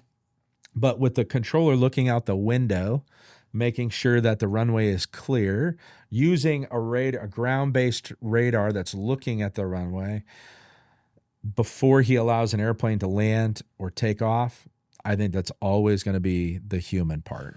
Well, you say that. How did that guy that just got hit on the runway, blew the whole engine out of that plane, how did he make it across the runway? You mean, the pedestrian? Yeah. Yeah. That's gnarly. Yeah. So those systems that we have are designed to detect big pieces of metal. Okay. Because radar goes through human flesh. So it doesn't pick up humans? It doesn't pick up people. And then even if you have stuff on your body, it's not big enough to detect it. So there is a radar system that detects vehicles that move out on, like the LaGuardia collision where the fire truck went across the runway. There was a radar system in place that should have detected that vehicle. And the details on that are kind of wild, but everything was being done correctly. But the system didn't work perfectly. But in the Denver situation where the individual was on the runway, other than the pilot seeing it, which was at night, I do have a pretty strong opinion about this, and I spoke to some of the media outlets about it. I still call in question. They have some thermal motion sensing cameras around the airport in Denver, and they said that they were alerted to this individual climbing the fence. I question the sequence of events by whoever that operator is, that security individual looking at that, on what their protocols are. Because in my opinion, if you had anybody or any animal large enough to hurt an airplane moving towards a runway, your first call should be to the tower to say, hey, stop traffic. Shut it all down. Just stop moving airplanes. We have a situation. But apparently minutes lapsed, and I don't know how long, but minutes lapsed, and the tower was never told to stop departures until after the pilots reported hitting the individual.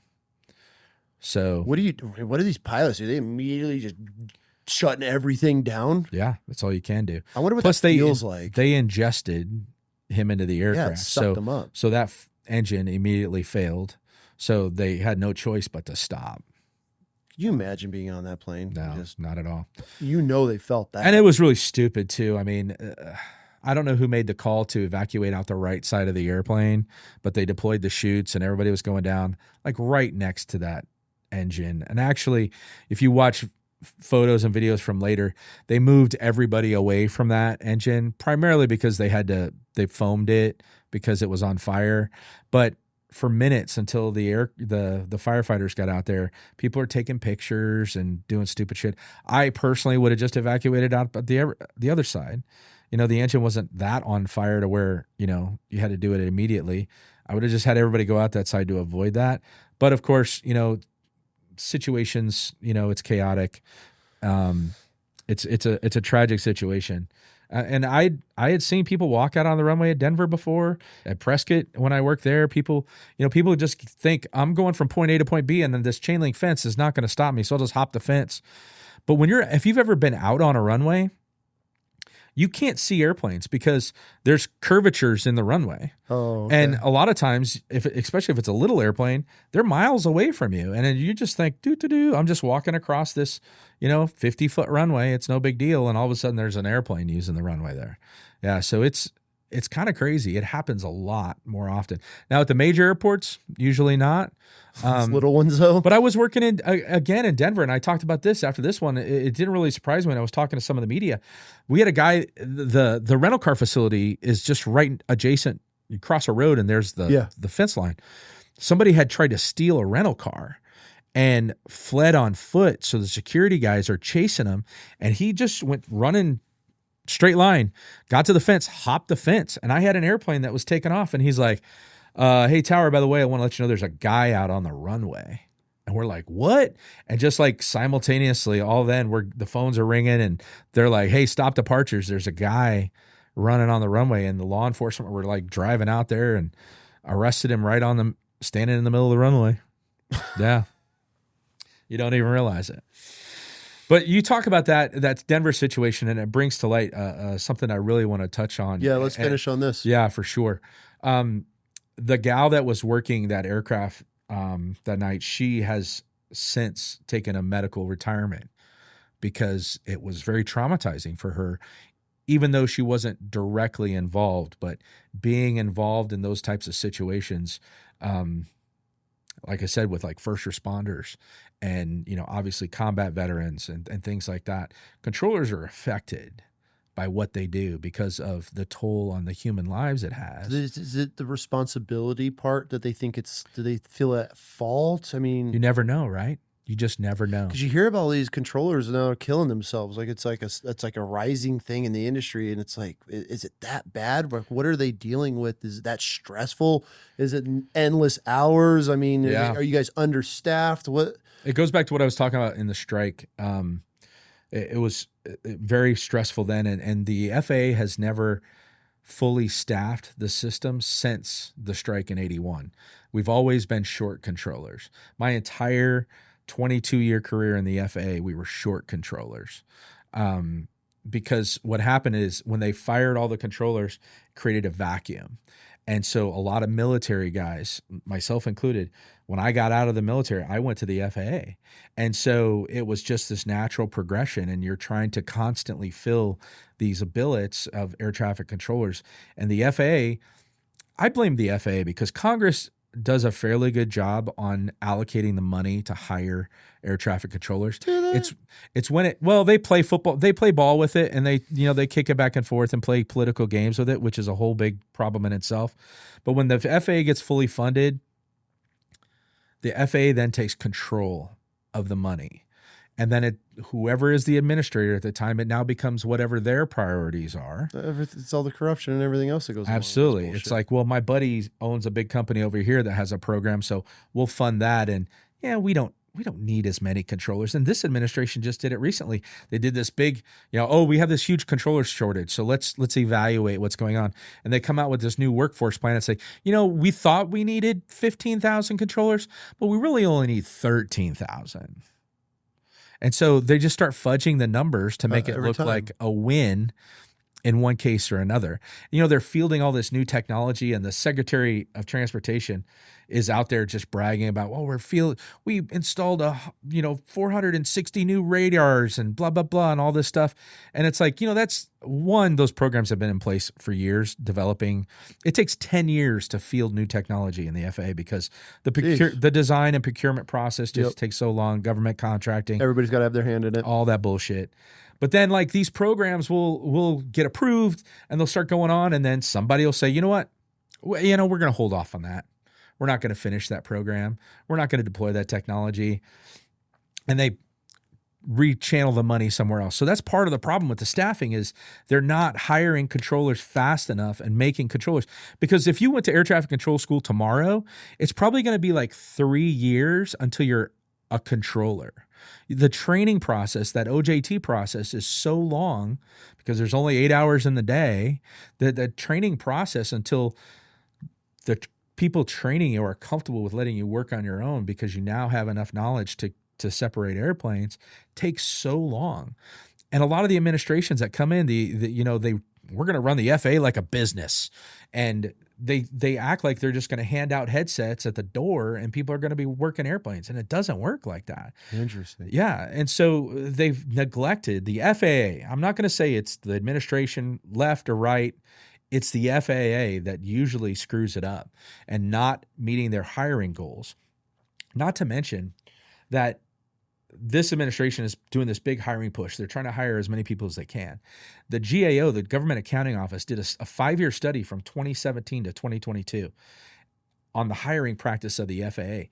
And they determined that when they come out and they say, oh, we're going to hire 8,900 controllers over this 5-year process. Actually, it was 180,000 controllers. We're hiring more controllers. Well, generally, even when you apply, only 30% of those people that apply get accepted. And then it's even more. So the net number is literally like 2% of whatever batch they hire. Make it. Only 2% actually become controllers. So you're literally like, they need to be pushing for 30,000 controllers to possibly get a couple thousand. Exactly. And we're literally what a fascinating world. We're sitting like 4,000 controllers short right now. That's comforting. Yeah. And so these controllers are working tons of overtime. And in 08 and 09, there was some political shit going on. And I was involved in working a lot of overtime, 10-hour days, 6 days a week. And you literally have no life. You literally go home, sleep, go back to work. You have one day with your family and to get human shit done. And this has taken a toll. Since 2020, since COVID, the FAA has fallen way back, and we've seen a huge spike in controller suicides because of this. And it's a big contributing factor because they're not having normal lives. They're literally just becoming robots and widgets in the system to just control airplanes. Last question, really quick. Knowing everything you know, spending 30 years in the aviation FAA world, would you recommend anybody want to be an air traffic controller? Absolutely not. No, it is. I used to say it's like one of the best, worst jobs in the world because controlling airplanes, it's pretty freaking cool. And that's why I love talking about it. But the lifestyle is horrible, especially now with all the overtime they're working. But my daughters, I never once spoke to them about being air traffic controllers. I was like, I do not want this life for you because you work nights, weekends, and holidays. You miss recitals, tournaments, everything. Birthdays, holidays. I remember specifically, there was a crash at DIA and I got recalled when this happened on Thanksgiving. I was at dinner with my friends and family and my phone rang and they're like, hey, you need to get to work. So it's not unlike law enforcement. It's just a really shitty work schedule. Some of it is self-inflicted by controllers because we have a little bit of say on what our schedules are, but when it really comes down to it, it is not a good quality of life. They compensate you. Well, I should say they used to compensate us well. But the controllers now that are working now are very underpaid. They haven't seen a contractual pay increase since 2009. Yeah, fuck that. No way. While this administration is like giving bonuses to people that, graduate from the academy, these new kids that have no clue what they're doing are getting huge cash bonuses. They're also giving huge retention bonuses to people that are eligible to retire. We have a mandatory retirement age of 56 also. And most controllers become eligible at age 50. I retired at age 52. With my pension, we have like an accelerated contribution because of the burnout factor. Yeah. They want to try to get like 25 years out of you. Oh, gross. So a lot of controllers are retiring because the working conditions, they're like, screw this. These working conditions are horrible. I'm going as soon as I'm eligible. So they start giving these retiring controllers huge bonuses, like $20,000 a year extra to stay on board. Well, meanwhile, you've got these guys that are kind of in the middle between like 5 and 20 years they're busting their ass. Getting left alone. They're not getting any pay increases, from the contract. So you got to grind out this whole middle period with Yeah. nothing hopes from the end that you retire. And you're just counting down the days till you're eligible to retire. Because at some point they get you by the short and curlies, and it's you don't want to quit. Mm-hmm. You don't want to resign because the money's okay. You know, but it takes like $100,000 a year to live in any community to have your own place nowadays. For sure. And there's 40% of the controller workforce doesn't make $100,000. Oh yeah. They're starting at like 50, 60,000. Absolutely not. And they sit there, and it's all based on what facility you work at. So, but with the shortage of controllers now, some controllers can't even move to bigger facilities to make more money. And so they're literally stuck making a limited amount of money. And then they're working so much overtime because they're short staffed. The facilities around the country are typically only 75% staffed. Nashville, I just did some media on that. Nashville's at 50% of their allotted staffing, half. There is no end in sight. So don't fly into Nashville. I mean, the reason I do the media is they're constantly like slowing down the traffic, and it's making the news because they don't have enough staffing to run the airport safely.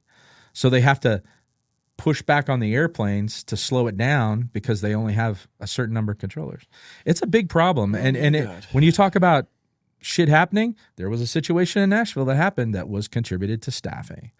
And there's a lot of that's being swept under the rug that the media is not hearing.